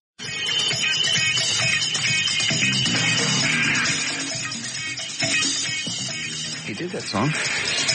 And that chick that called, you know she's sitting in her car going, I'm going to call up there and straighten him out. We'll move on. Any other show would spend days on one topic. Yes, they do. I spend more than 3 minutes on, you need to move on. I guess people just get used to you bouncing from topic to topic so quickly. Well, then they should know. When you talk about anything more than just a couple of minutes, it bothers them. Tough break. Yeah. How terribly awful. The show has ruined me for regular talk radio. Because you can't listen. We go on and on and on. Yeah, you can actually go in the store, shop, come back out, and they're on the same topic. How do you milk that? I almost wish at times you could milk stuff so we don't have to go through 30 topics a day. I find myself yelling at other shows when I listen to, like, our sister station. Who? KLLI. Oh, okay. And listen to some of the shows over there, and they'll talk about one topic for the entire hour. That's all they know how to do. It drives me nuts. I start yelling at them. You've covered this. All right, you're done. Move on. Find something else. They only prepare 4 topics for their entire show. Do you call them and tell them that? No. That's the worst. Because KLI? Yeah, because KLLI does a lot of news, so they got that to break it up. And then they've only got, they got Scott Anderson. He's on for an hour, and from noon to 1. On which station? KLF. I'm sorry. And he talks about one thing for a whole hour. This hour, we're going to discuss this. What do you think? Here's what I think. And that goes on for a whole hour. Well, then you know right away if it's a topic that you don't want to hear about. Thank you, I'm out. Boom, you're gone. That's why they have a 0.7. Yes. Is that it? That's no mystery. That's it. There's no mystery there at all. I'm sorry to interrupt. I'm getting a lot of calls, people wanting... I wasn't talking. Well, I am. I'm going to change the topic. So you're interrupting yourself? I'm changing the topic. You just apologize to yourself. I'm apologizing to the show in general because I'm going to change the topic. Oh, okay. Go ahead. Okay. Don't you dare. You make that lady happy. Don't you? Why? I'm getting a lot of calls from people wanting to know what is wrong with your website. Your it's website down. Is you don't think they notice by that there's nothing there, that the website's down? I keep telling them that it's... You out there? Yeah. No, it's our new static format. Like it? It's different, kind of catchy. They just want to know if it's something wrong with their computer. Yes, that's what it is. It's your computer. That's why you can't see the website. Some people think they're getting blocked at work. Yeah, I've decided nobody gets into my website. That's my own ice house. I just kicked everybody out. You'll be getting a personal email from John De La Rosa. Get out. Yes, the website's down. It's something to do. I don't know what it is. I know they're working on it. There's nothing new to see. Well, it's pretty obvious the servers are down. You go to the website, you get, like you go to johndavidryan.com, you get a weird server, you're not allowed on this server message. So. It's just, the site's down. That's my new web design. To trick you. Get more hits that way. People keep trying over and over and over. There's got to be some code to get pictures on this. I'll click on this. All right. Yes, the website's down.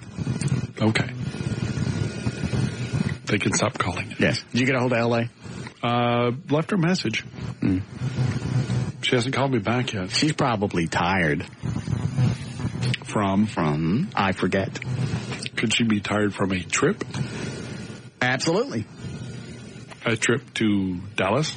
Could be a trip to anywhere. Just tell us. We have to do news. I figured. What? Nothing. I just figured you want your money. We'll see what she says when she calls. Okay. Did you give her all the numbers? Because we don't have a hotline now, right? I gave her my number, so she can just call me directly, my pager number. That's usually the easiest way. Okay. Plus, I don't want her to have the new hotline number. Yeah. She seems to like to give that out. Yeah. To just anybody who asks. Let me grab these really quick. We'll do news. Go ahead. You're on the air. Yeah, I was wondering if Russ heard about the little dog that got burned up. I went on vacation right after that. Yes, I did. Thank you. Go ahead. You're on the air. Should Dan call your house and see if LA's over there?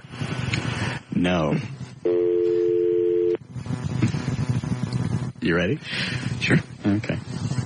I know she wasn't in town Friday because you would have brought her to the concert. And you both could have gotten... Hold on, I'm calling your house. No. Daniel?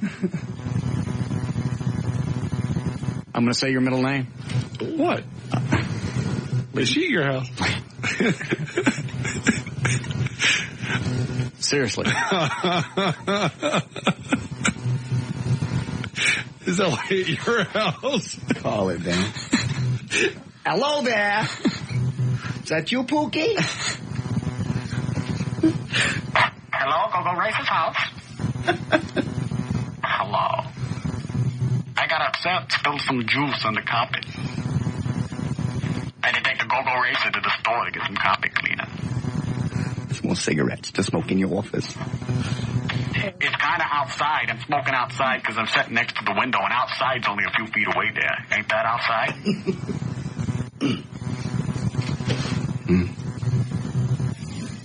No answer at my house. It's right? just ringing. My house? Yeah, your house. Good. Okay. Still just ringing. I hear it. Go ahead, you're on the air. Yeah, you're good. All right, you're up. Ready? All right, 502. You did legal ID, right, Eddie? All right, 502, J.D. Ryan's on the new 105.3 FM Talk with news. Thank you, Russ. Let's see here. News is brought to us by Taco Cabana and by Exxon Mobil. Your girls are here. Oh, are they? Mm-hmm. Well, bring those hot women in. Take them in, Chloe. They could, would you like one, Dan, so they can blow, cool air on you? No, fine. This is J.D.? Possibly just for you.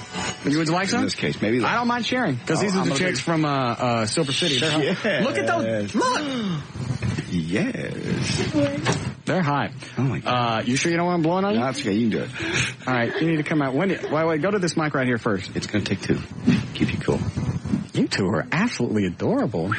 You're not so bad yourself. Yes.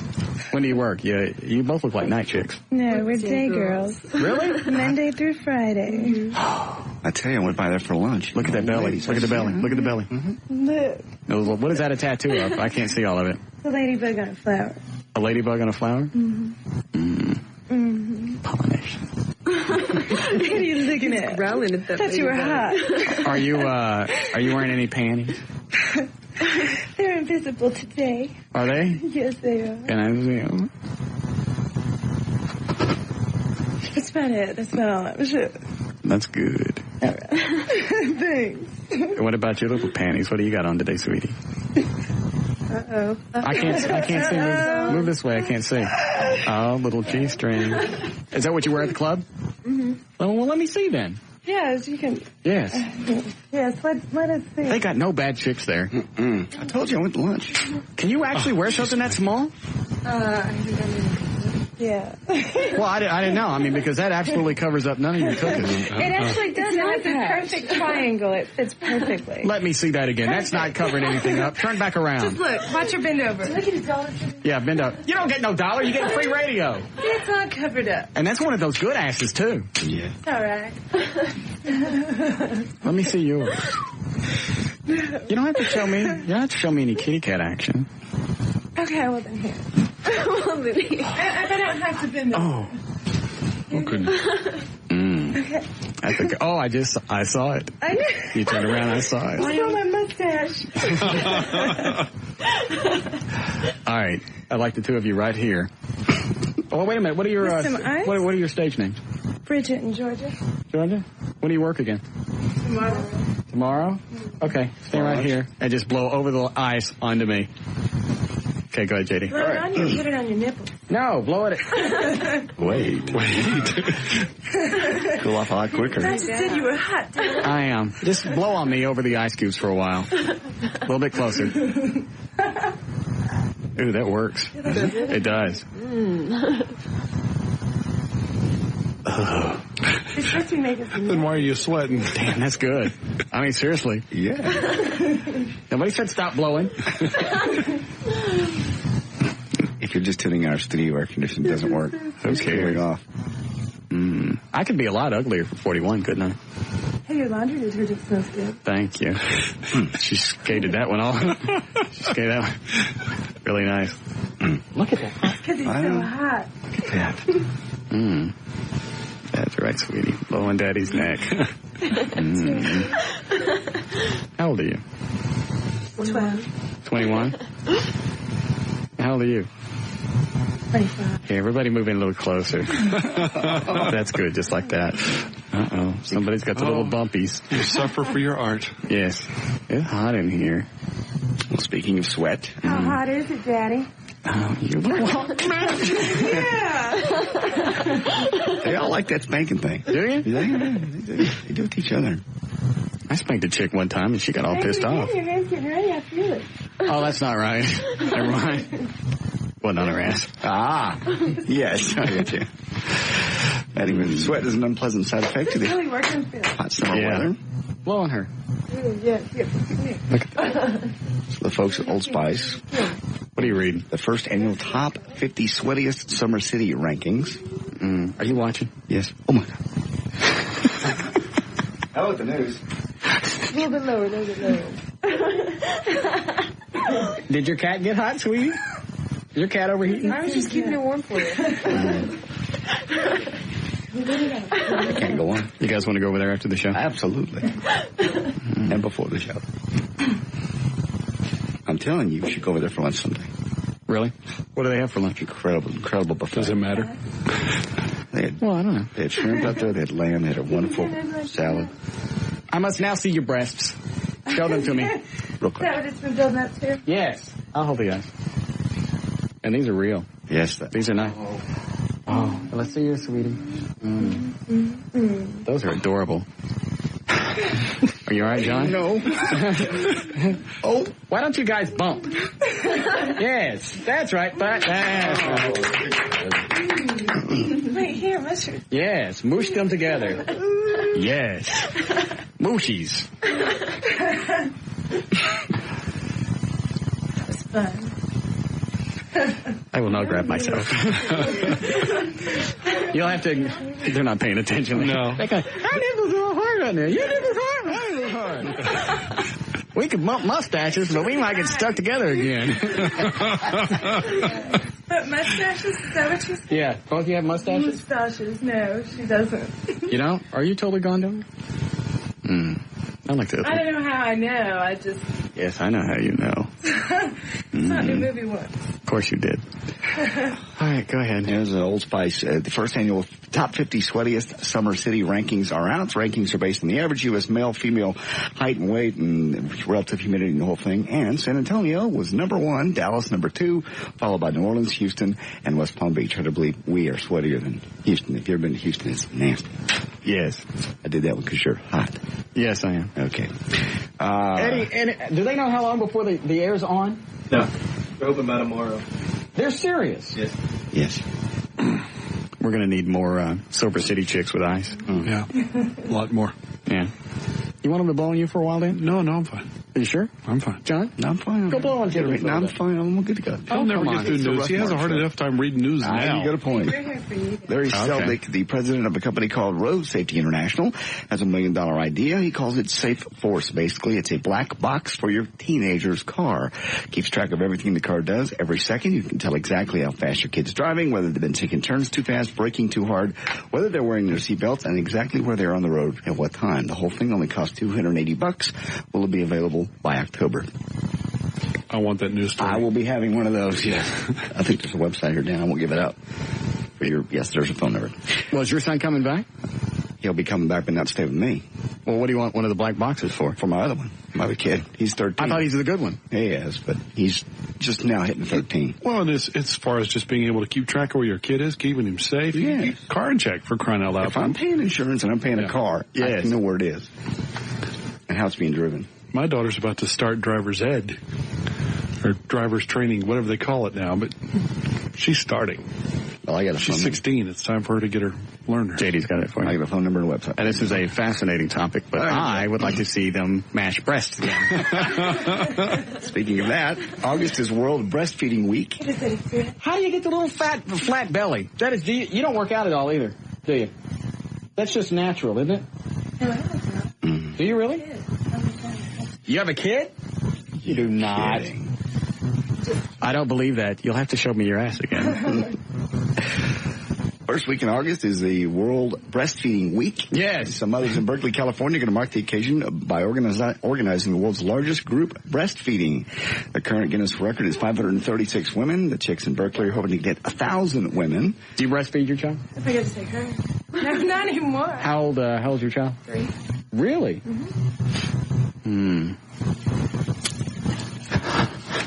Doesn't matter. I want to breastfeed. Berkeley High School, you'll need to be there on August 3rd then. That's from the Star Telegram, by the way. A couple more, you want a break? How are we doing on spots, Eddie? Getting close. All right. Yeah, a couple more. 21-year-old Christine Vetter of Clemson University in South Carolina made $9,000 while she was in school selling soiled panties. She also sold other used hygiene and sex-related items on her website. They come as a surprise, but there's a felony involved. Why? Mailing of indecent and filthy substances. And hey, you guys could do that at Silver City. You could wear like 2 or 3 pairs of panties and pull them off and leave them with the client. As long as you don't mail them. Yeah, just have your scent on it. Mm-hmm. We don't have a scent. Yes, you do. I bet you do. But it's strawberries. Anyway, Christine Vetter could get 5 years. Are you telling me you don't have a scent? I'm not making any promises, but... You gonna let me check? I've never had it. Thanks. Well, I don't know that I would complain. I could tell you if you have a I can scent. tell you it's not too loud. Come right here. No. Come right here. Pretty interesting. No. I'm not going to touch you. Just come here. Back up a little. All right. Be still.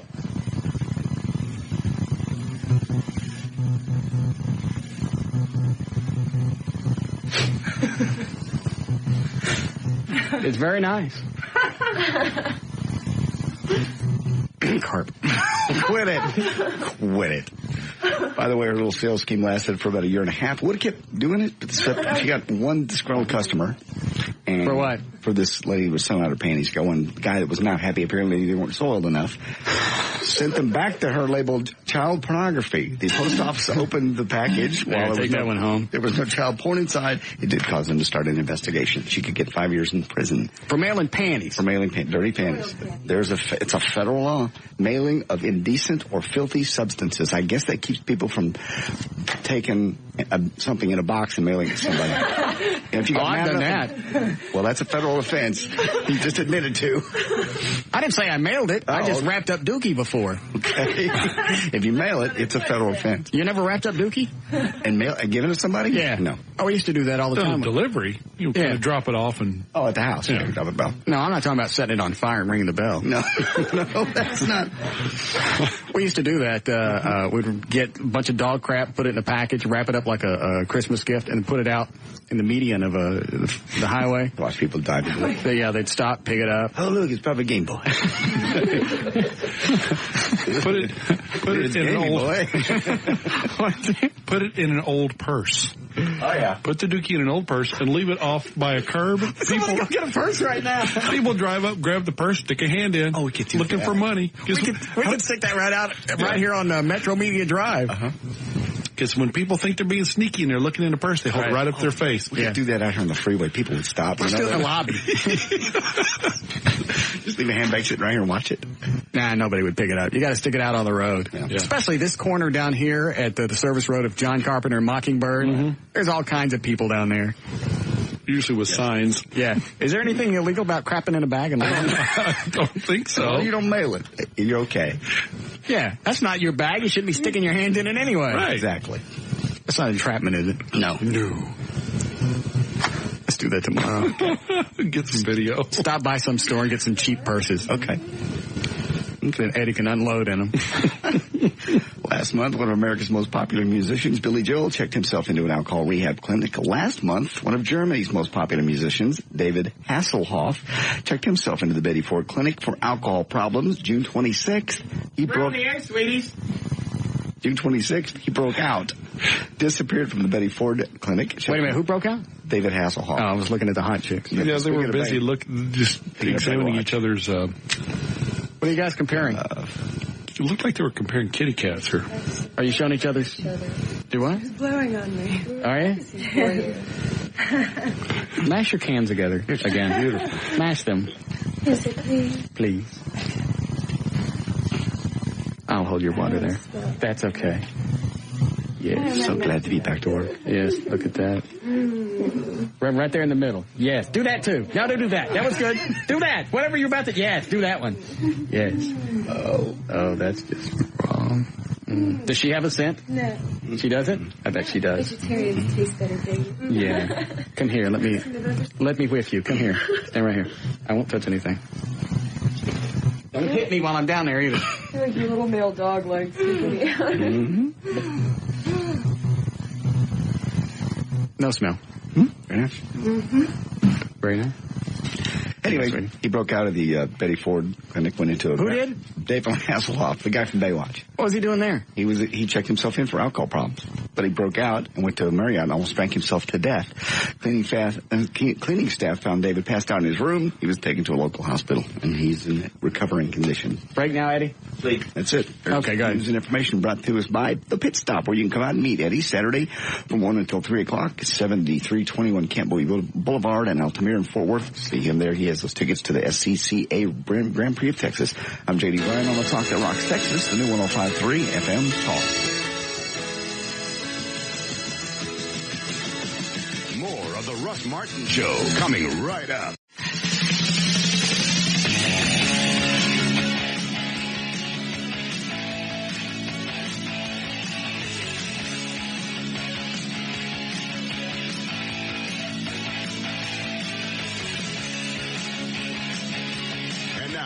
Is that her now? Well, forget the lights, Eddie. What? Hold on. When did he take the links off of your site? He did them that day? No, it wasn't the next day. It was not the next day. I waited until when she gave out the phone number to the hotline. Well, he says he didn't do it the next day. He said he didn't do it until you gave out the numbers to the hotline. Because she gave out the hotline number. Oh, well, he was mad because you gave out the hotline number, so he cut the links to your website from his.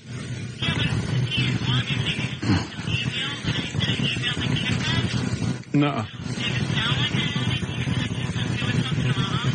No, I didn't see the email. I read the email. It was quite ugly. And she gave him the hotline number. Does she want to talk to me on the air? Ask her. She don't want to talk on the air? Hold on. You don't want to talk to him? No. Off the air? On the air?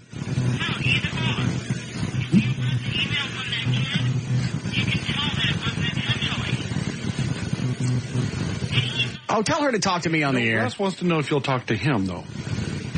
Russ is talking into my other ear, and he wants to know if you'll talk to him right now. Please. This has got to get straightened out. I think he was trying to apologize at some point. What did you say? Oh, I'm sorry. I couldn't understand you. Say it again. Tell her I will apologize now. He said he will apologize now. On the air in front of everybody. He said he will apologize on the air right now in front of everyone.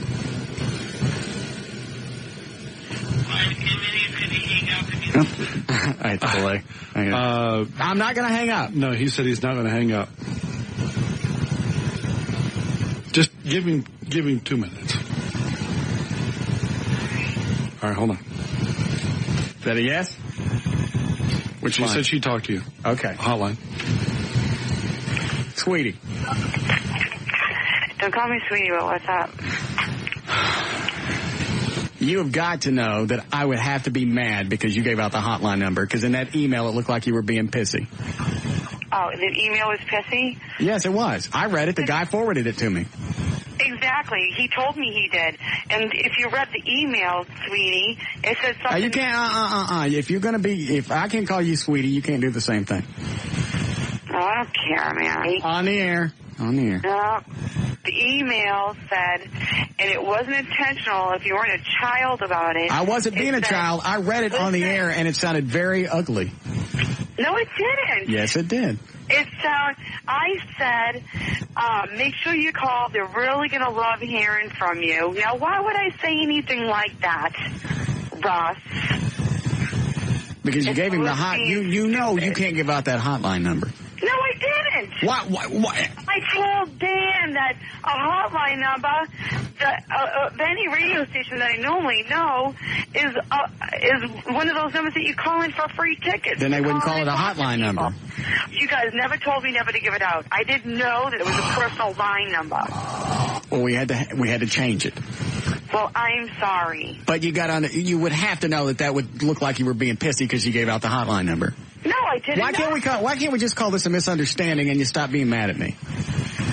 Because all you have to do is call Russ and ask me about it. You know me personally. I'd rather you call me sweetie now. What? I want you to call me sweetie now. No. I am sorry if you took that the wrong way. I took it that you were being pissy. No, and you went, here's how I'll get back at him. I'll give out his hotline number. Oh, yeah. You couldn't have even called.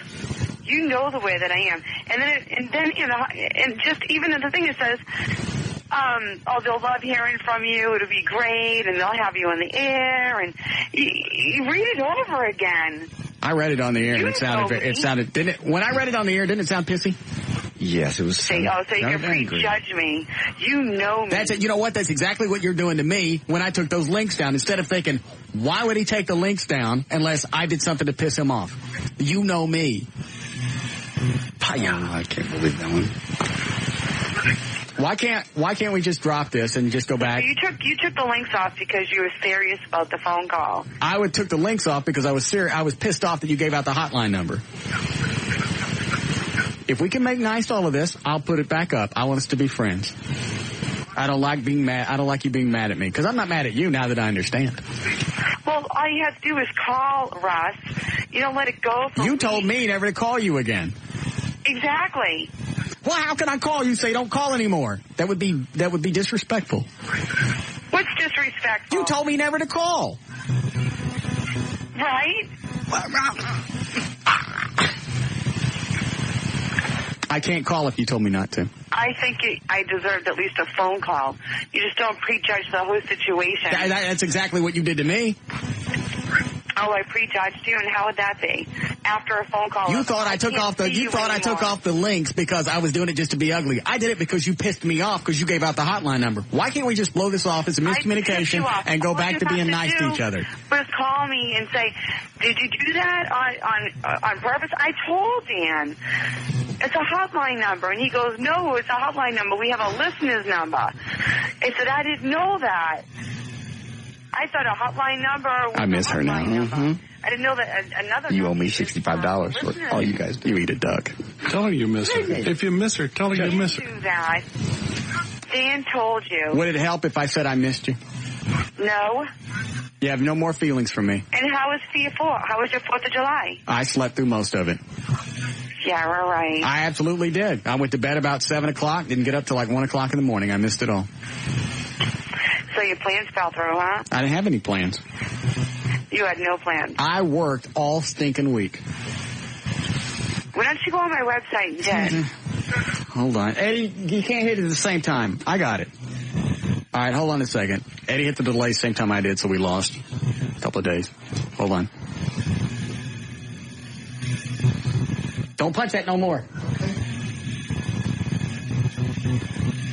Hold on. Can I go back to calling you sweetie? No. So this, is there anything I can do to apologize? I would like to hear your show on a daily basis, but I can't. I can give you a link to where you can listen to it. Oh, now? It's just been up for a couple of weeks. So I can listen to your show. Absolutely. And I can find out what is going on. There's nothing going on. It's not like your topic of conversation every day. There is somebody that calls once a day and go, hey, is LA coming to town? Is she not coming to town? What are you guys doing? She's still mad at you? You mad at her? JD said everybody at his appearance at Home Depot over the weekend asked about it. I wanted to know whether you At came in or Home not. Depot. Yeah, that was just an appearance. And people have been calling all afternoon. But he went to a concert Friday night, took a guy, his realtor. So you made a special appearance at Home Depot? JD went to Home Depot. I did. She's not following along. I went out Friday night and I took my realtor with me. Obviously, I didn't have a date for the weekend. I was with my mom and my dad. I'm talking about me. My mom asked me what happened. She's like, are you not talking to him anymore? What's What, going Dan? on? She's hinting that she's lonely for you, too. All right. She's been hanging out with her mom. All right, Well, how would you know? is there anything? It's all over the website. Is there anything I could do to make this right? Hello? No. Is there anything I can do? I don't know if you're lying or not. I'm not lying, I swear. Everybody's writing in, don't listen to Russ, he's an ass. All right. Okay, all right, well, then fine. You know what? Then believe exactly what you're hearing. Believe emails. Yeah, but you're the one who went off. I didn't go anywhere. If you want it to end just like this, then that's fine. I can't do anything else. I've apologized. I've tried to welcome you back into my life, and that's not good enough. But you already called me and said that you can't see me. I miss you. I'd like to see you. I am so horny. If you get this. Would you like to come into town for a weekend? I can't do that for like another month. I'm going to be here. I'm not going anywhere. July, August, I'm completely booked.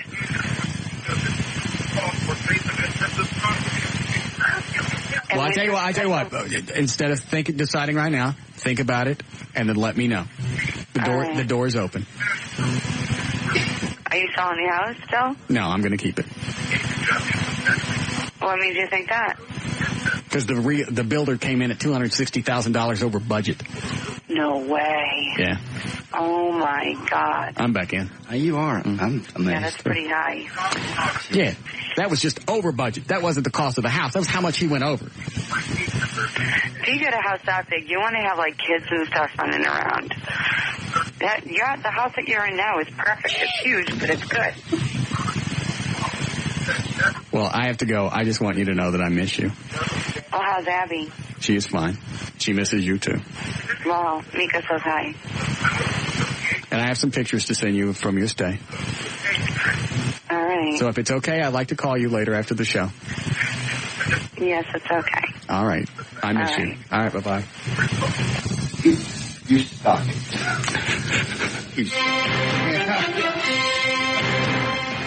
I still get my 60 bucks. Did not come in during the week.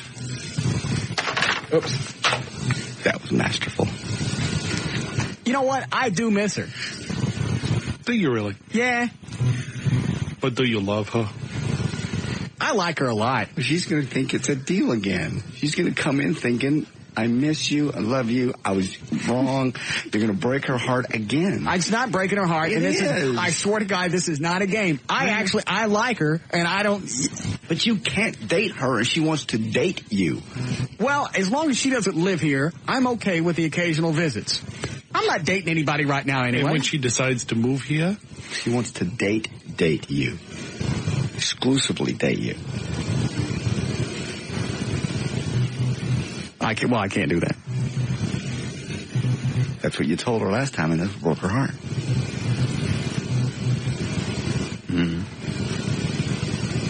What is it, Bob?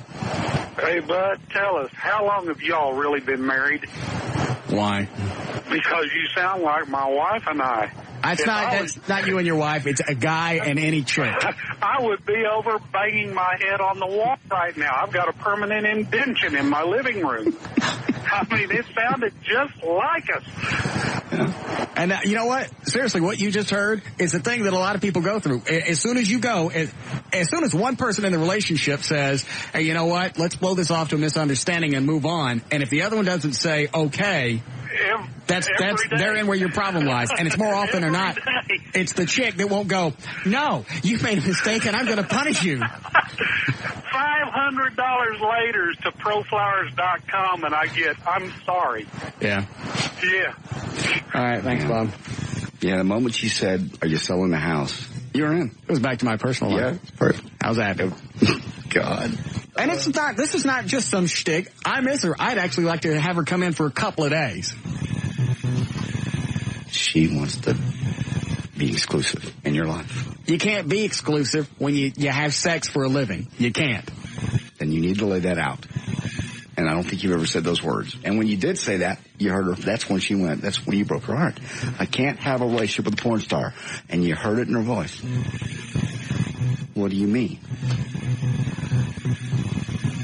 And of all the people, I would have figured it'd been chicks that would call up and jump all up my ass. She's a porn star. She's a skank, blah, blah, blah. Chick on line 4, look at this.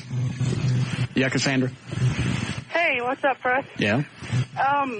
Well, you already answered my question. My question was, why couldn't you date her because she's a porn star? But that's totally understandable. I don't think there's anything wrong, though, with you seeing her on the weekends. I don't know. You totally answered the question before I had it. She's not a skank. She's a really sweet girl. She is. But I just figured women would be the first one to jump on me and go, what are you doing? Why are you with a porn star? Well, they all love her. She's sweet. She really is a nice person. She is. Once you get to know somebody personally, they're not a skank anymore. They're only a skank if they're somebody you don't know. So it's just because she has sex with other men that you don't dig? Yeah, I would say that would be, that's one of our boundaries, one of our issues that we'd have to deal with. Well, did she flip out when you had other, porn stars in there to finger paint and stuff? No, I don't think so. You know what? Even though it turned out to be a host job of her calling and screaming about a couple of porn star chicks that were up here, because we found out later Bob McNeil set the whole thing up, I still think there was an air of truth in that. Yeah. Does that make sense? Yeah, she wants you to herself. Well, as long as you're on the up and up with her and tell her that that doesn't work with chicks. The only good that it does is it gives you something to point at later when she wigs out. I told you. Well, I didn't think you meant that. I could almost do the conversation for you right now down the road if she gets attached again. But she will. Well, there's some girls that are down just to have a good time. She's not one of them. She's looking. I'll tell you this, and I gotta go. She sent me an email that said all the things she enjoyed about staying with me for those 3 or 4 weeks that she was here. I don't know. 4 or 5 days. Whatever. Talked about helping me clean the pool, doing laundry. It was all the domesticity. Is that a right word? Yes. All of that she got off on, because she doesn't have that right now in her life. And she bonded to that, and me and my house and my dog. And then she's telling people I'd like to move down here. What makes you think you could say the F word on the air? Oh, I'm sorry. That's okay. All right. I've got a potty mouth. That's okay. I gotta go. All right. All right. More chicks on the phone? It's amazing. Our chicks come up, and they normally don't come to a place like Home Depot. Chicks come up and ask me, well, now is LA in? Do you know? Because I bet she's in. I bet you lost money. Not all of the emails over the holiday, but the bulk of the emails I got over the holiday. Buddy, I got to know. I can't wait till Monday. She come in? She there? Did you eat it, buddy? That's all people wanted to know. Right? Oh, all right. We'll be right back.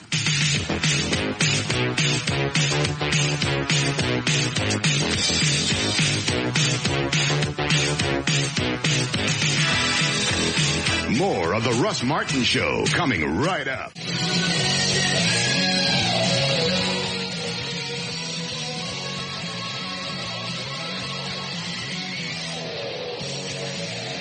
Russ now at 214-787-1053. I like that one.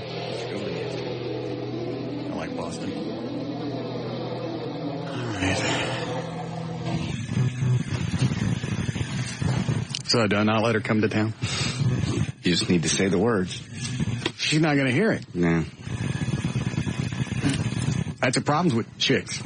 You could put it on a billboard, you put it on a marquee, it could be a complete TV ad campaign on ABC going, this is not going to be long term, we're not going to be exclusive, but I still like you. And they won't get it. No. And you're going to break her heart again. That's a problem. She is fun and she's nice. The only thing she's got going for besides that voice, going against her besides that voice is, yeah. She likes to show people her clan. And have them use it. Yeah. And you know how I am with chicks in general about showing their goods. I had to tell her, because we were going to go to dinner at the Mercury, I went, all right, put on stuff where your meat's not hanging out. She probably didn't have anything like that. No, she did. She had a really nice dress. Did she? Yeah. I bet she looks like almost like a normal person. She does. Yeah, just dressed up.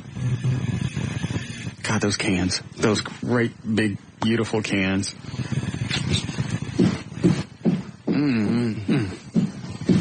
You're letting her come back. You don't care if you break her heart or not.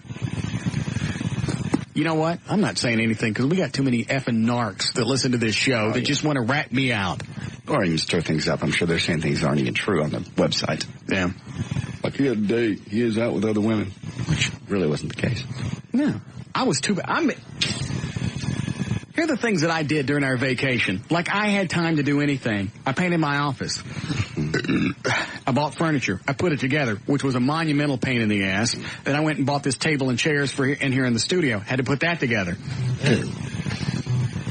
The stuff in my office I had a hard time with. I was doing it not this past Saturday, but Saturday morning a week ago. And I couldn't get everything together. I couldn't figure out the instructions. I don't know what it is with furniture. It just always throws me off. Al Carroll's leaving the building. I went, Al. Because, he did the Saturday morning handyman show. Yeah. I went, Al, put this together for me. You got an 80-year-old man to help you put that thing together. He's a handyman. Yeah, but he's old. Took him 20 minutes. And how long had you been working on it? Almost an hour. I even tore one of the seats on the chairs trying to put it together because I just had it and started beating it up against the wall. I hate this furniture you got to put together. Hate that. Oh, you can pay extra your way to have it put together. Okay. But that's like another, $25, and I'm not doing that. Actually, I did pay extra because I thought he was kidding. I'll do it for $50. You're kidding. And he put it together, and he's standing there and went, well, thanks. That's $50. Thanks, Al. Well, it's only a weekend show. Yeah, I know. How much money could he be making? Yeah. So I did that. Painted my office. Bought furniture for in here in the studio, in my office, put up the TV bracket on my wall, which, by the way, is coming down. Why? I don't know. Oh, it's coming down on its own. Oh, on its own, because did you find there's no studs in this building? Yeah, they're metal studs. Metal studs. I didn't know that for a while because I brought my stud finder up here. Right. And I was going from side to side on the walls. I'm going, there's got to be a stud in here someplace. And then one of the weekend guys go, I think those are steel walls. Oh. Yeah, they are. So it's mounted into the drywall and that's it? No, it's mounted into one of the steel girder thingies. But I must not have screwed one of the screws all the way in because it's starting to bow out. I think the TV is a little bit too big for the brace that I put it on. So I did that. I ran speaker wire, set up my computer, finished up my 2001 taxes with Marty.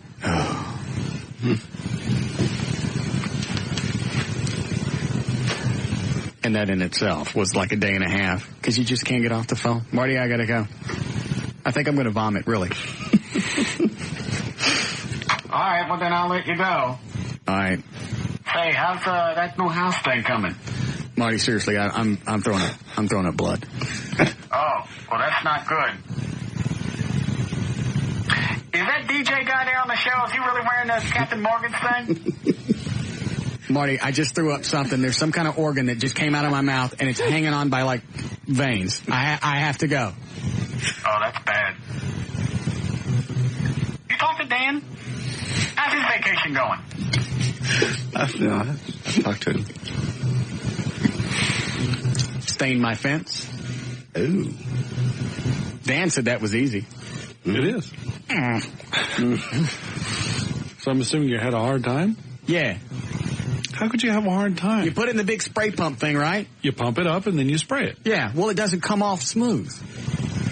You have to go over it with a brush. You didn't tell me that. I just assumed that you would know.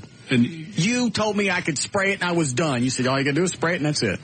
Well, you have to get the old stuff off first. I already got the old stuff off. I had it sandblasted or whatever you do to power wash. Yeah. I had that done. Fine. Yeah. Uh-huh. And then you spray the stuff on. Well, it doesn't go uneven. Once you spray it on, then you got to moosh it up and down with a brush. Oh, I didn't have a problem. You didn't have to do the brush thingy? Well, what about when it starts to run? Well, I used a power sprayer. I didn't use the little pump sprayer. You told me to get a little pump sprayer and that would work. Well, I knew you weren't going to go out and buy, spend $100 on a power sprayer. Not for one job. So that was an entire day. Oh, I'd have paid a lot. That was one day staining the fence. A whole day out of the vacation. And once you start, you got to finish. Mm-hmm. Cleaned my carpets, did foundation paperwork for the Listeners Foundation. Worked on the Mach 5. Changed my oil. Housework, cleaned the garage, washed the cars, picked out carpet samples, because since I'm going to stay in the house, I decided I was going to change the carpet. Mm-hmm. Why'd you go with tile? That was when the dog dumps on it, you can clean it up. It ain't just that. I just hated that carpet when I moved in. You going to let L.A. have a say in what carpet you put in the house? No. Well, people are going to ask. Cleaned the pool. I stuffed envelopes with police and fireman stickers. Tried to find somebody to wire my the tanning bed, because for some reason now when you tan, it goes off after 4 minutes. It trips the breaker in the garage. Oh. I went down today. Burning the wires. You have it hooked up under 2 plugs instead of 1. You never wired it for 220. Could that burn the wire? Yes. Overloading the system. That's why it's tripping. Could it burn down the house? Eventually. That's because I went downstairs after it blew again, and I touched the breaker. It was hot, and the rest of them weren't. Yeah. I should stop You can tanning. eventually melt the covering on the wires, and the house will catch fire. So I shouldn't tan anymore. Not until you get it wired for 220. If you're going to stay, just get it wired. Or unless you want to get rid of the house. Your choice. Well, I got a feeling they wouldn't pay off if it was faulty, if I was doing something wrong. Yeah, if you wired a 220 up to 2 120s, or whatever it is, 110s. So anyway, that was my entire vacation. From the instant we got off the air, Friday the 28th, until we came back today, I was doing stuff. I have very little recollection of the vacation. You didn't take any time to just sit up by the pool, relax? No, it's clean, though. You're going to burn yourself out. When's our next vacation day? I don't know.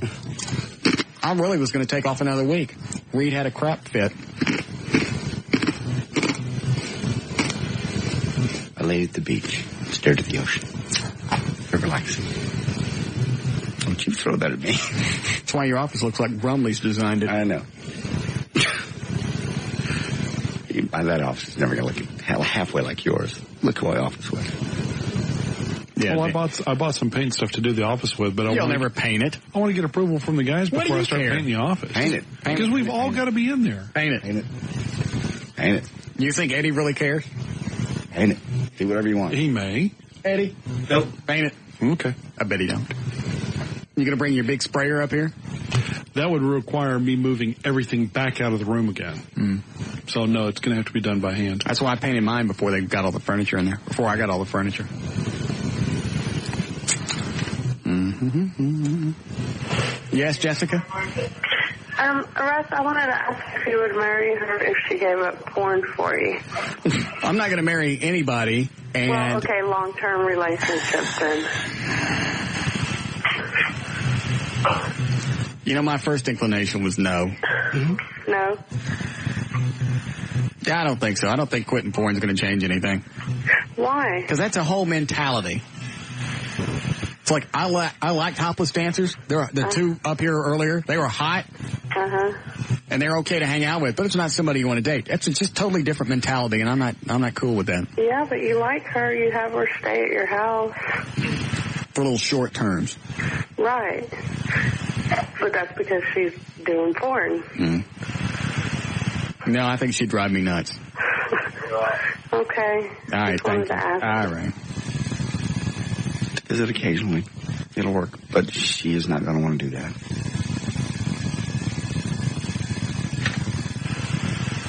Yeah, Lee? Yeah, buddy.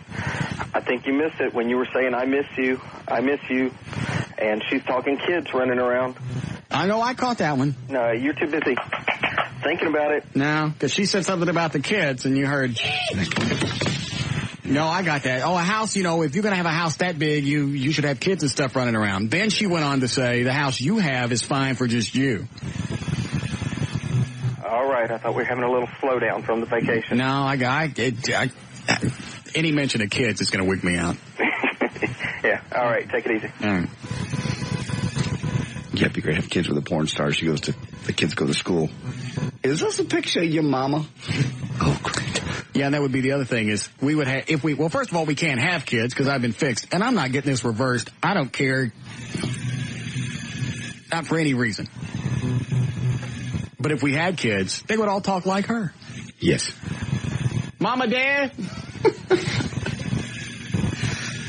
No.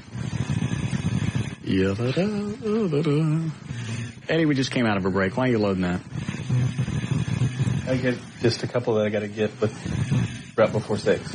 But 6:02, we already missed it. I know. Just those two right there. Just those two? Yeah. All right, quick break, and we'll be back.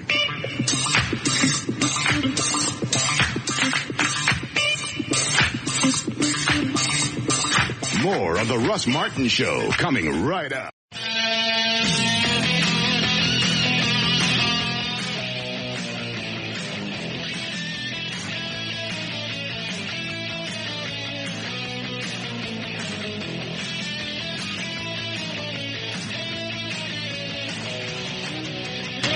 All right. By the way, I heard that go off during one of the best ofs. Yeah. I saw car lights flash. Did you? Mm-hmm. It's damn strange.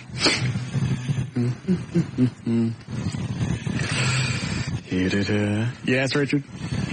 Yeah, Russ, I just wanted to call in and be the voice of the little people out there in the Metroplex. Mm. You're complaining about having to do all of this manual labor around your house since like the 28th. Yeah. And that's what most of us do on our weekends all the time instead of hanging out with porn stars and having girls. Well, that's what you get for making bad life choices. I can see that one coming. Well, you did choose to do all this stuff. I mean, you can't really complain about it. That's stuff that you chose to do. It has to be done. Right, but you didn't have to do it necessarily on your vacation. Yeah, I did. Laundry doesn't stop piling. I finally broke down after a long cry. Oh, yes, I'm sure. Hired a maid service. Right. I can't stand it anymore. So I'd love to be able to hire a maid service. You got a wife. I worry about trust. You got a wife and you got 2 kids.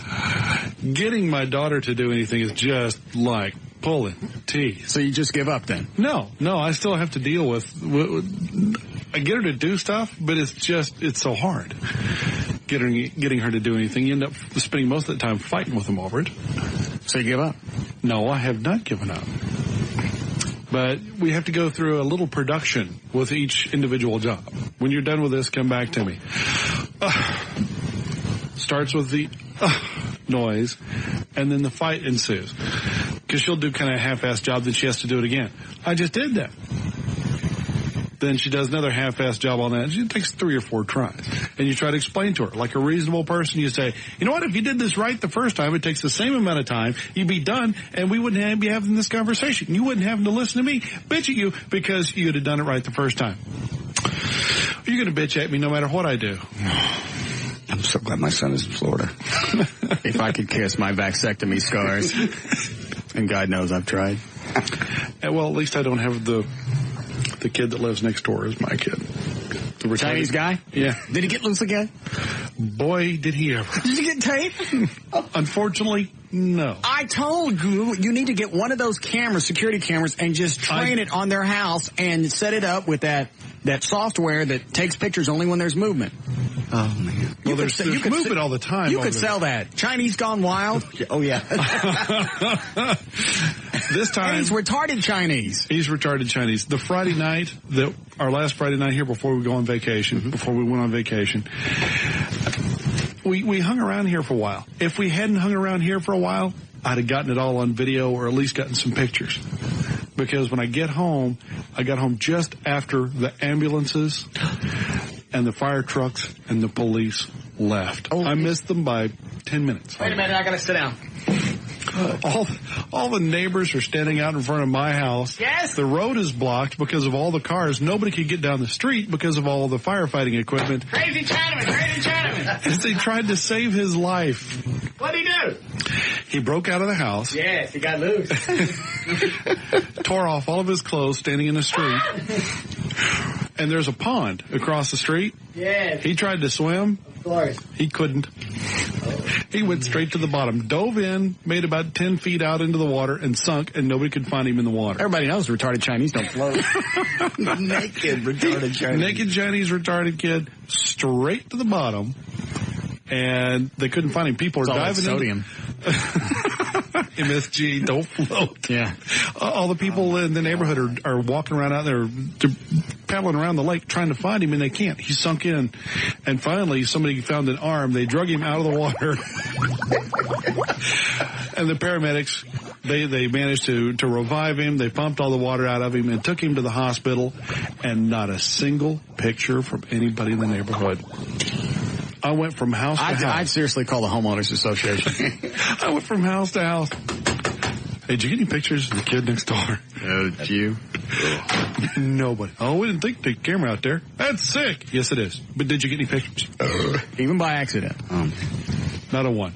But he's home now. He's okay. Still spending. He needs to be put away. Why is he home still? Well, they take him every morning and they put him on a little bus. A little short bus pulls up in front of the house. Damn. They load him on. This little backpack. 2 people have to walk him out in case he tries to get away. Strip off and swim. I wonder how they keep tabs on him when he gets to school. They have people, I don't know, he goes to a special school. I guess they have people. Well, I know, but if he's going to break away from his parents and if they can't turn him loose from the front door and walk 30 feet to the short bus, what happens when he's free at the school? I don't know. I guess they have a special, maybe they'll lock him up. I don't know. But every day, early in the morning, short bus pulls up in front of the house, honks the horn, and 2 people walk him out, get him on the little short bus, the door's closed, and he drives away. Does he have his own backpack and stuff? He has a little backpack that he wears. How old is he again? Looks like he's about 16 or 17 years old. Okay. They let him out and play in the backyard every once in a while. On a choker chain? No, he tries to get the dog, so they don't let him out in the back very often. God. He just wants a snack. That's the best. So I just love to see him running in the backyard on a, you know what they call it, a choker chain? Yeah, yes. They do.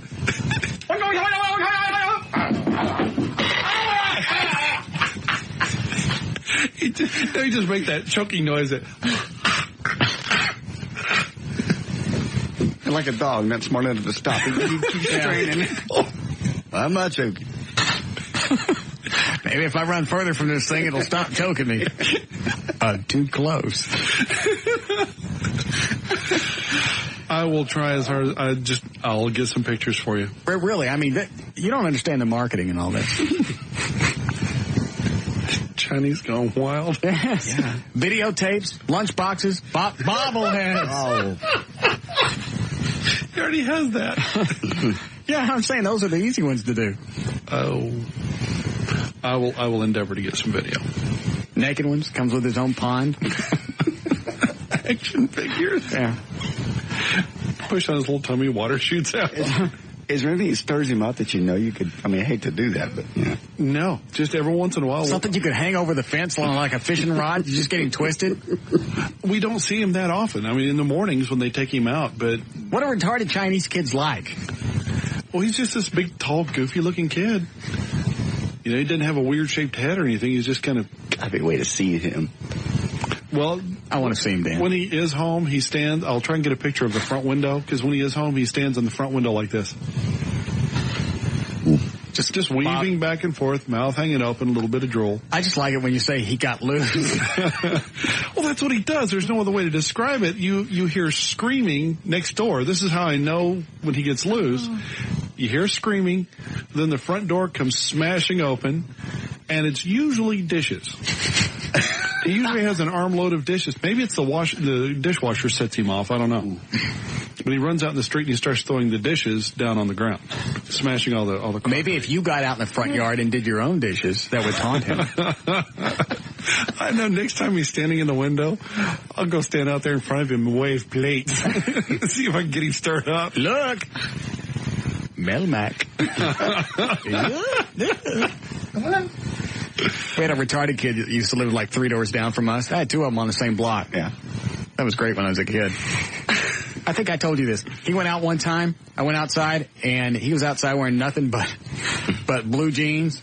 He was barely as tall. He wasn't even half the height of his parents' car. So he's probably like 2 feet tall, whatever. Right. He's got the water hose in the gas tank, filling it up. Water's just flying out of the gas tank. He's got on jeans, chocolate all over his mouth, dirt on his head, and filling it up. I'm going to help out Daddy. I'm going to fill the car up and go swimming. Get styrofoam plates and throw them on the pond across the street. Oh, yeah. It's just like a little duck call. What is this CD, Eddie? That is the Eminem, the song that you like. Oh. I had to get the radio edit. Was it got nasty stuff in it? Yeah, the real one was pretty bad. Hold on. Go ahead, you're on the air. Yeah, don't promote it too much. The Mavericks will want to hire him. I don't get it. They hire retarded Chinese guys? Like so. Okay. Forgot how this works. Listen to this. Have you guys ever heard Eminem? I've heard Slim Shady, or the real Slim Shady, or whatever. Yeah, I've heard that. Is that a song? It's a rap song. Oh. I was in the office and I heard this play. I was in the office like 3 hours. I'm going to say I heard it play 3 times. It's probably #1 hit right now. I don't understand why. I hear him and I go, how has this guy got a career? And not just a career, but he's very popular. And do all his songs sound the same? Yes. I've never heard it, so I couldn't tell you. Because this one song, just the hook line kind of caught me. I went, okay, that's not bad. I can live with that. Mm-hmm.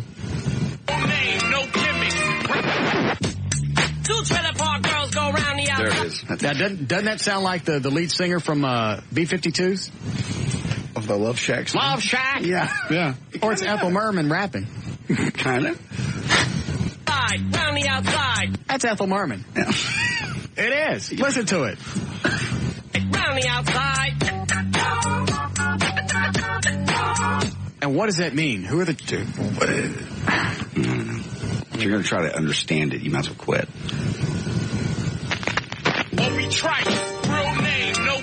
And why does it start with this? I don't know. Then it goes to this. Girls go round the outside, round the outside, round the outside. Love Shack. 2 trailer park girls go round the outside, round the outside, round the outside. Every song sounds like that? Yes.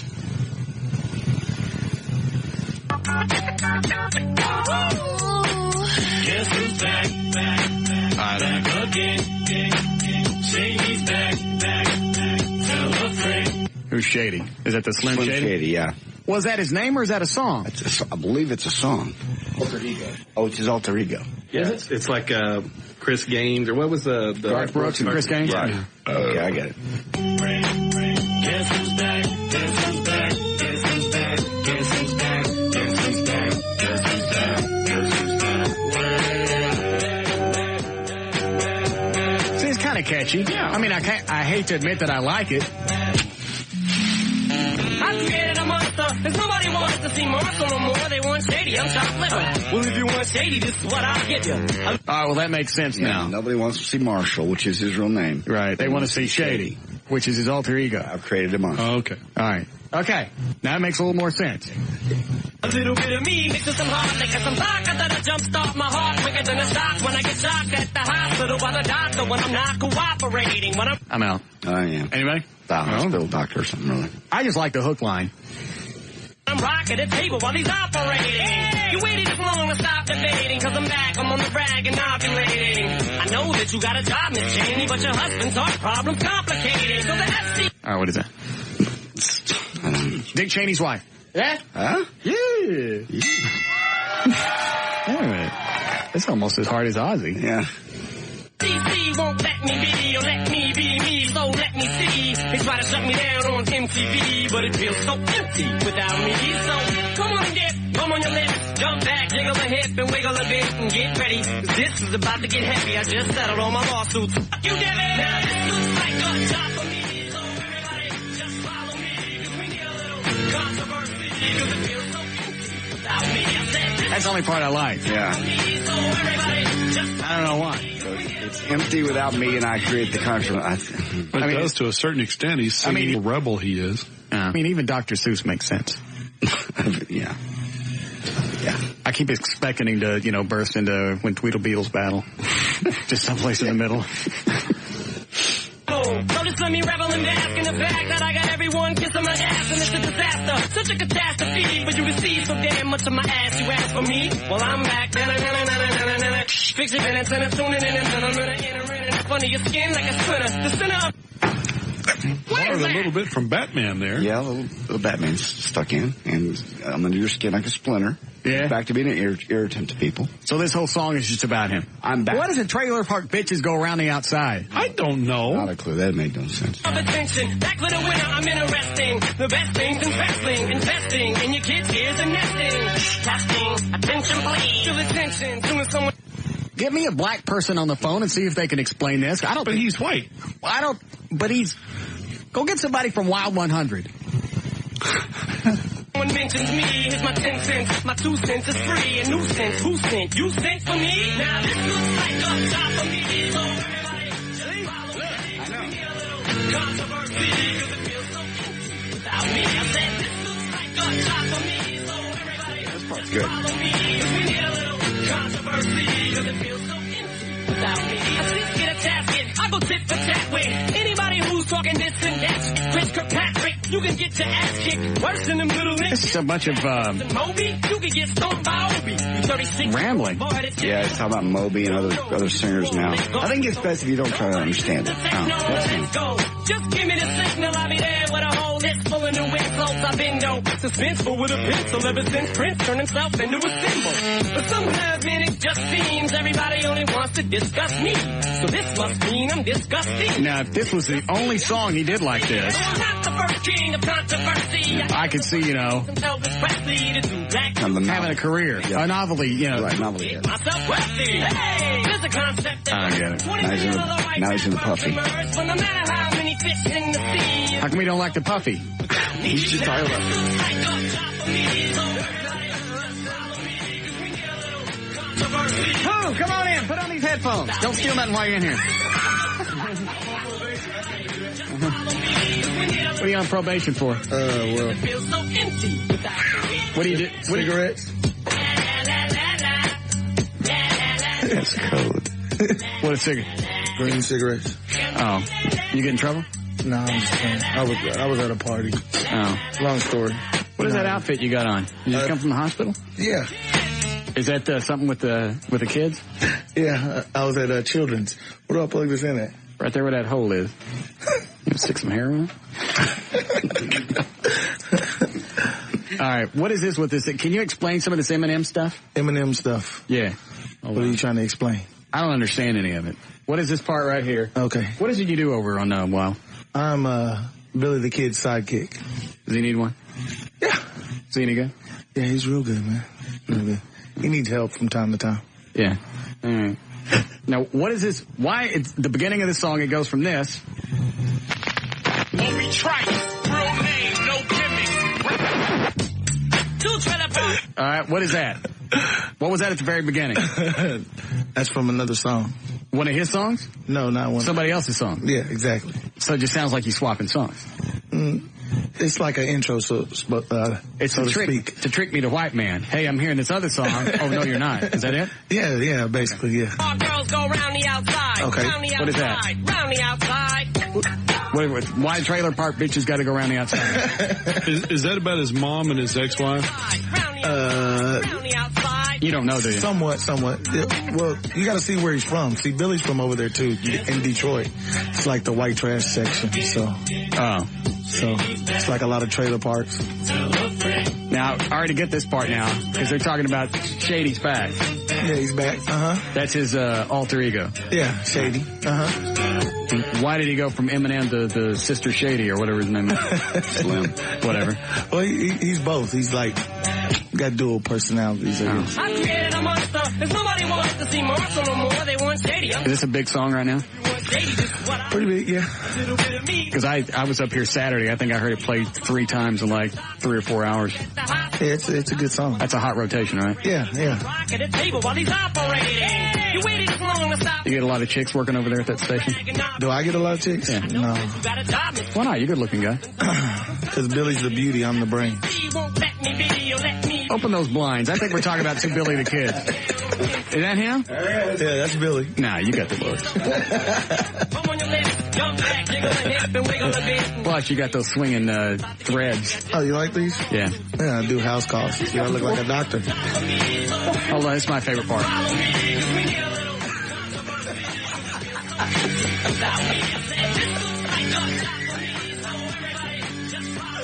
Don't embarrass us in front of the black man.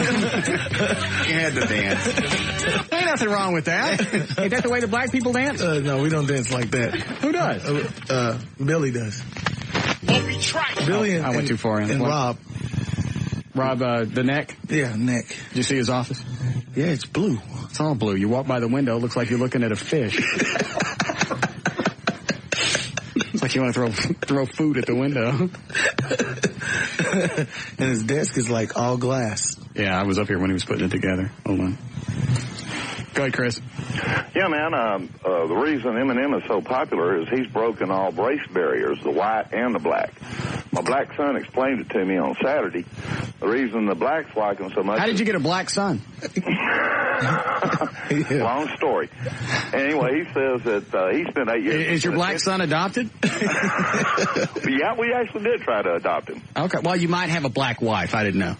No, we actually tried to adopt him, but they moved off to the ghetto, you know. Yeah, but he said Eminem grew up in the ghetto. Right. And that's the reason some of the blacks, you know, say... So do you have your own kids? Do you have your own white kids? Yes, I do have 4 of them. And they're all 17 to 21. How old is your black kid? He's 28. Okay, so he doesn't live there in the house? No, well, yeah, half the time. I mean, he's always over here eating all, you know. Where is he the rest of the time? At his crib. But that's what he... So when he comes over, do all the remote controls and the TV glued to the... Yeah, everyone's got their own remote control. And he's got a caddy, too. Yeah. Oh, does he? Oh, yeah. He even got me a caddy for my youngest son. Well, why didn't Vanilla Ice count as somebody who broke the race boundaries? Because Vanilla Ice grew up in Richardson. Oh, he didn't grow up in the ghetto. In Carrollton, he grew up. Yeah, North Dallas. Yeah, North Dallas. He didn't grow up in the ghetto like Eminem did. Yeah, okay. And that's what the way he explained it to me. So technically, I could do the rap thing and use my roots from growing up in Pleasant Grove and use all the anguish and the grief that I had growing up. Oh, yeah. You could even use the Hispanic thing, too, because Pleasant Grove's still half Hispanic. So just get you out in the I can take all the things that Mom did and turn that into a rap song, like, you know, making me drink water until I died. Yeah, be with a Hot Wheel track. Yeah. You know, and all that good stuff. But you can't sing and you got a rhythm. I'll produce it. Yeah. You don't have to sing to do this stuff. No, I think I could do that. Okay. I'll take all the stuff that she did to me as a kid. Right. Like the time that, I forgot, the blanket goes on the underside of the pillows, not on top. Right. That was the day she cut open my torso and pulled out my entrails. She did that. Oh, who repacked them? I don't know. Did she grow back? I don't know. She didn't do that. God. There's a lot of horrible things she did to me. Oh. See when we put up. She stuck a wheelo in my ass one time. It was spinning. But everybody loves the wheelo. Oh, you don't know what she did with the slinky. Oh, yeah. But it don't just come downstairs. All right, let me see if there's anything else in this song I don't understand. Let's go. Just give me the signal, I'll be there with a hole that's full of new insults. I've been dope. suspenseful with a pistol ever since Prince turned himself into a symbol. All right, I got all this. So how do you dance to this thing? So this is out? No. It's just me, I'm just Dusty. And I'm not the first king, not the first C, I am the What is the dance? You're supposed to bob your head to this. You don't actually dance? You just sit up there. Hold your arms down? You're like, cross your arms? Actually, you're supposed to, in one hand, you're supposed to have your Jack and Coke. Yeah. Pepsi. Right. Jack and Pepsi. Right. And just bob your head like that. No, not like that. Am I bobbing too fast? Yeah. Slow. Like I'm cool. Yeah. I'm too cool to beat, to bob in rhythm. Yeah, exactly. Just bobbing in rhythm is for white people. Exactly. Like that? Yeah, like that. And then you're supposed to like look real mean, like somebody just pissed you off. Like this. Like I'm listening to Eminem. Hold on a second. And all of his crap sounds just like this? Not all of it. He's got some good songs on there, good tracks. One with like he uses Aerosmith, old Aerosmith. Of course. Yeah, is it Kai? Hey, you need to play track 19 on there and you'll understand Eminem. Is this the whole album? Or is this is a... That's a radio edit. This is a sampler. You can't play the whole album. It does have, if it has track 19 on there, even if it's edited, you'll still... Well, what's the name of the song? Crazy or something. I can't remember. I got the CD, but I can't remember the name of the song. But okay, thanks. Do you have that over there next door? Crazy? The whole album. We got the whole album next door. Do you know what he's talking about? Yeah, it's a good track. Is it? It's pretty good. All right. He's got one called White America. You might like that. Oh, this one's all right. I don't get it. Yeah. And you sure this dance is out? Yeah. They don't do that anymore. What about the Bill Cosby dance? You want to see that? Yeah, what is the Bill Cosby dance? Goes like this. I'm not done. Wait. Yeah, that's out. That's out, Russ. But a black guy did it. Well, Bill's Bill. Okay. What are you holding up, Dan? I just had the entire CD handed to me if you want to hear any more of it. Yeah, I want to hear track 19. All right, we got to take a break. We'll be back.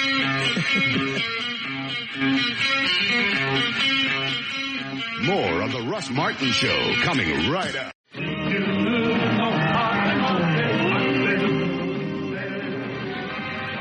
that what your neighbor sounds like now?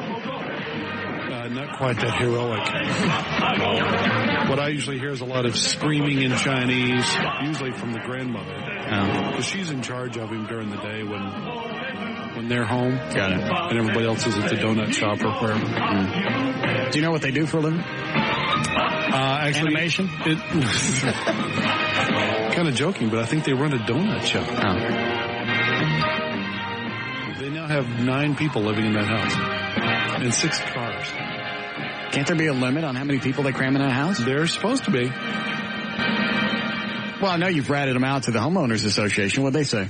They keep sending them notes. And every time there's a homeowners meeting and somebody brings it up, because pretty much the entire little section of the neighborhood's not real pleased with them. Right. Especially since they put the 2 giant lions out in their lawn. Giant concrete lions. What's wrong with those? They're just out there. They're not displayed anyway. There's just 2 giant stinking concrete lions stuck out in the front yard. You mean like they're not lined up side by side or at the end of the walkway? Well, they're across from each other, but they're just 2 cheap concrete lions. And I guess, well, they kind of go with the bright blue elephant water fountain. Which over the 4th of July holiday had a little had an American flag stuck in his trunk. Nice touch. Maybe that's what pushed him over the edge. The blue elephant? Yeah. Oh no. Yes. What is it, Michael? Yeah, Russ, on number 12 on Eminem, it's like a remix of Aerosmith's Sing for the Moment. How do all you people know about this stuff? I don't know. We just listen to it. It comes out. It's a good album. Hold on. Let me see. The guy that amazed me a while ago was the guy with the country accent. Yeah, they're on track 12. That just doesn't match. My black boy explained it to me. Hold on. If you were going to redo an Aerosmith song, you do Walk This Way. That's one with the sort of rap stuff in it. It's already been done. I don't think that matters with anybody.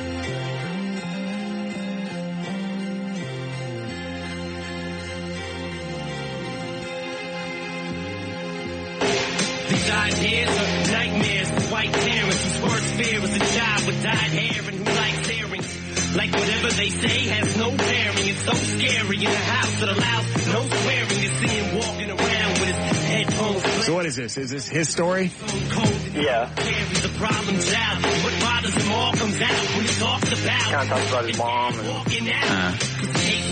Mom says he's a nut. Yeah. If he ever saw him again, he probably knocked him out. His thoughts are whack. He's mad, so he's talking back.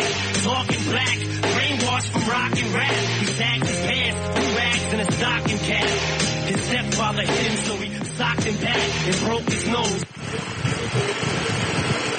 This kid ain't got nothing on me. No. There was a time that my mom put me on that sawhorse. You remember? No. Thanks for calling, Michael. No, put me on that sawhorse. No. And put weights on the end of each of my feet until I split in half. I remember that one. Dan. I remember him telling us about your poor mother. And sticking the lit flare in my mouth. He just got hit by his stepdad. Whoop-de-doo. I don't think it was really a lit flare. Was the flare at the same time you had the wheelo? In my butt? Mm-hmm. I don't remember. It's all a blur now. Just a lot of pain I'd like to forget. I'd like to make some money off of it, though. Yeah. I'm going to sit down tonight. I'm going to take all this crap that I went through when I was a kid with the tough skins and the flare in the mouth and everything, and I'm going to write my own rap song. Okay. Who knows? Make you $1 billion. Make you a huge star. And you know, this little grunt. Is this picture on this? You know, look at him. Idiot. The poon never stops. Oh. And but you can't use your name. You can't be Russ Martin and be a rapper. Well, that's right, because his name is Marshall something, and he's Mathers, M&M. Mathers. Marshall Mathers? Yeah, M&M, so. Can I be Zagnut? It's taken. M&M's taken. Is Zagnut taken? That's a candy bar. Well, so is M&M. But he spells it differently. Well, you could be Zagnut Dookie Duke. I'll spell Zagnut different. Okay. Yes. I'll spell it with a symbol. Okay. You can be the artist formerly known as Zagnut. What an idiot. What is this? What's this? They brought him. Yeah, teenage girls are dying to do things to him. My whole life was so awful. You don't know what awful is. You try forgetting to put the twist tie back on the bread. What happened that time? I forgot. I'm thinking. Oh. This is the good time she drained the crankcase hot oil out of the car. Oh, Jesus. She would do this. That was probably the time that I forgot to put the twist tie back on the bread. She waited until the next morning when I was asleep. She goes out to the garage, starts the 1977 Pontiac Grand Prix with a Landau white top, starts it, gets the motor oil good and hot, drains it out into an oil pan, comes in and pours it in my eyes. Gotta get jog your memory. What else did I say she did? Oh, that's just things. Drank water till you drowned or died. Split me in two. Yeah, I remember that one. I told you about the entrails. Mm-hmm. Yeah. Didn't lit flare. Drug behind something at some point. Not sure. I think she drugged me behind the go-kart in light traffic on Buckner Boulevard. Wouldn't want to do it in heavy traffic. What if you got stuck under the car behind you? She wouldn't care. How nice. You give me a birthday present, a go-kart, just so you can drag me behind it. You said you never had a go-kart growing up. Yeah, I got a go-kart. Okay. It's one made out of tile. Mark had to carry it while she was dragging him. What is it, Chris? Hey, I just wanted to say on that Eminem song Without Me earlier when you were asking what the Obi Trice is. Hold on, let me find it on this thing. That's song 10. 10? All right, hold on. Hold on. Where's the button? Do people study his life, I guess? Obi Trice, real name, no gimmicks. Yeah, what was that? It says Obi Trice, real name, no gimmicks. If you'll listen to song 9, it's called Drip. At the end of that song, that's on there at the end, and it just kind of flows into song 10. So the two mix together? Yeah, basically. Oh. Okay. All right, thanks.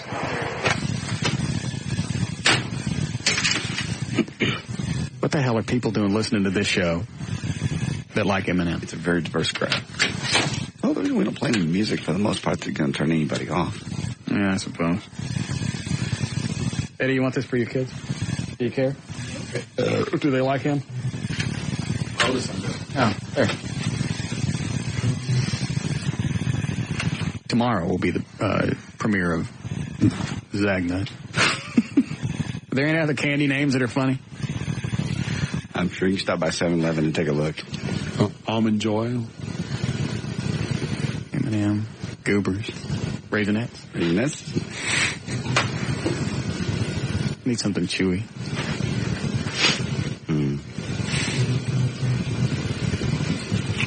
It's that thing that's really, really chewy. Cowtails or something?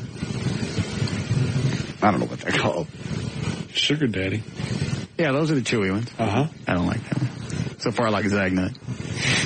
I'll write some stuff for tomorrow.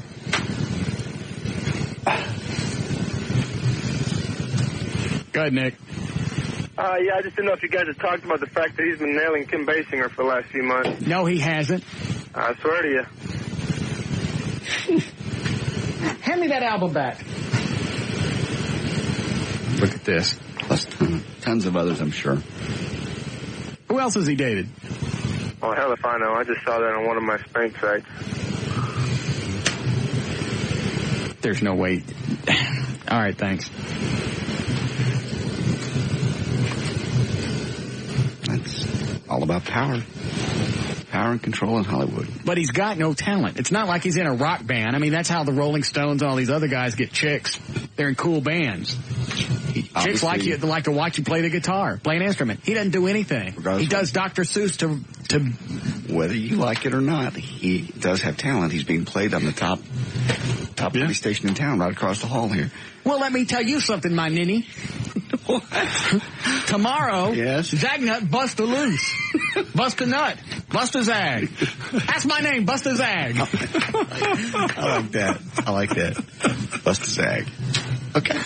I mean, people buy it. That's the talent, regardless of whether you like it or not. All right, we need a break again before we're out. Yes. All right, we'll be right back. More of the Russ Martin Show coming right up.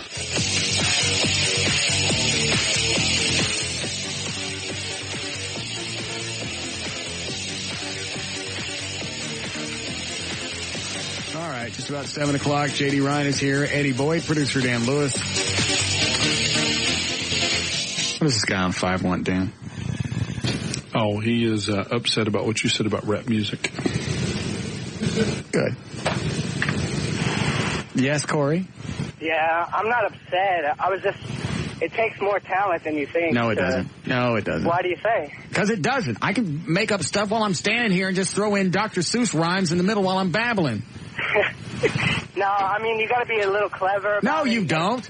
You got to stay in time with the beat. My mama hated me, splitted me when Tweedlebeetles battle in a puddle in a muddle. See? How hard is that? Very nice. You just throw crap in the middle and throw a beat under it and you're done. Well, you got to make sense, too. No, you ain't got to make sense. What does it got to make sense? What is this 2 trailer park bitches go around the outside? What is that? That's just hip-hop. That's fun. No, that doesn't mean, it doesn't mean anything. You're right. You said it's got to, no, you just said it's got to mean something. Not every word, not everything. That doesn't have to mean anything. Sometimes I'm going to go home tonight, and I'm going to write $1 million song and do it tomorrow. And if I can do it, then it takes no talent. It takes a little more talent. It takes absolutely no talent. You wait till tomorrow. All right. You wait for the debut of Buster Zag. Does anybody have Buster Ash yet? Don't think so. You can look it up. Buster Ass and the Pistol Slappers. Mm-hmm. Nobody has that. You sure? Pretty positive. Bust your mama. Bust your ass. And don't anybody call in with the step bust your hymen and crap like that. I don't want to hear it. They've already emailed those in. Oh, have they? Mm-hmm. That's only a matter of time. Run outside. I wonder if that's a rim job. Possibly. 2 trailer park bitches Or go around the outside. I had a couple of calls saying that they were making fun of square dancing. I don't know. What is it, Terry? Hey, what's happening, Russ? Yeah? Yo, partner, why don't you change your name to RCA? Why? Russ Carrot Ass. That'll work. Or CBM. What is that? Carrot Booty Mart. You know what? I ain't telling you anything ever again. I share personal, private information with you, and you turn it around and stick it in my butt. Say, make a rap song of that. Carrot in my ass? Yeah. Hey, I'm telling you, Bug Bunny will be off the hook. Veggies go around the outside. Yeah, carrot in the booty, carrot in the booty. All right, thanks. Can we go now? Are we done? Yeah. We run all our spots, Eddie? Yeah. All right.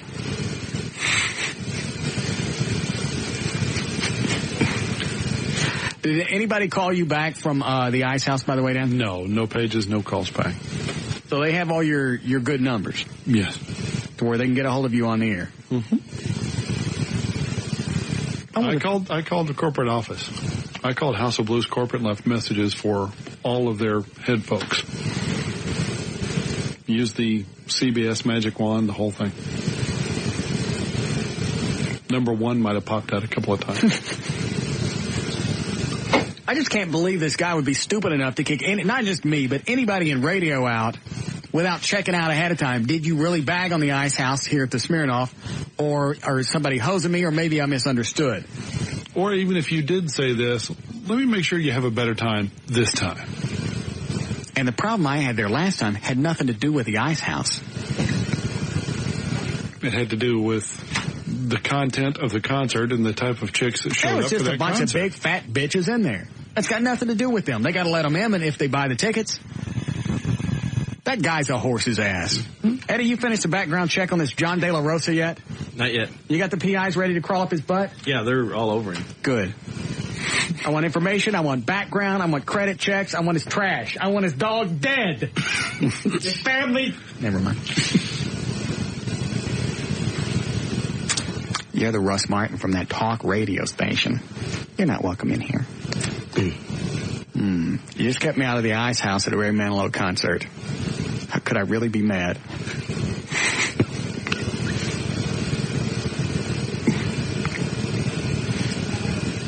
We'll be calling somebody live on the air tomorrow. Okay. Punks. Go ahead, you're on the air. Hey, man, I can explain that around the outside part. Go ahead. He's riffing off this old 80s tune by Malcolm McLaren called Buffalo Girls, 2 Buffalo Girls going around the outside. Is that what they call it? Well, it's called Buffalo Girls, I believe. Won't you come out tonight? Won't you come out tonight? Buffalo Girls, won't you come out tonight? Dan said that during the break. Yeah. That's just ripping off more. Buffalo Girls going around the outside. That's pretty much the whole tune. Buffalo Girls, won't you come out tonight? Come out. It's the same thing. I still think it's a rim job. Maybe. I prefer to think that also. All right, thanks. Hey. More fun to think rim job anyway. And you know why we get chicks to do it? Because they deserve it. To learn more about the Russ Martin Show, to email anyone on the show, to get in the studio audience, to make a donation to the Listener Foundation, or to get on the show's weekly email list, simply go to russmartin.com. To email us during the show and only during the show. Can't go to my website. It's down. Oh, that is true. But it'll be back up by tomorrow, they said. So I guess you're going to... Thank you. To email us during the show and only during the show, send your messages to studio@russmartin.com. Visit our news director's website, links and photo gallery at johndavidryan.com. To find Eddie's fascinating and provocative website, go to eddieboyd.com. For information about the rest of the station, go to kyng.com. All right. See you guys tomorrow. Bye-bye.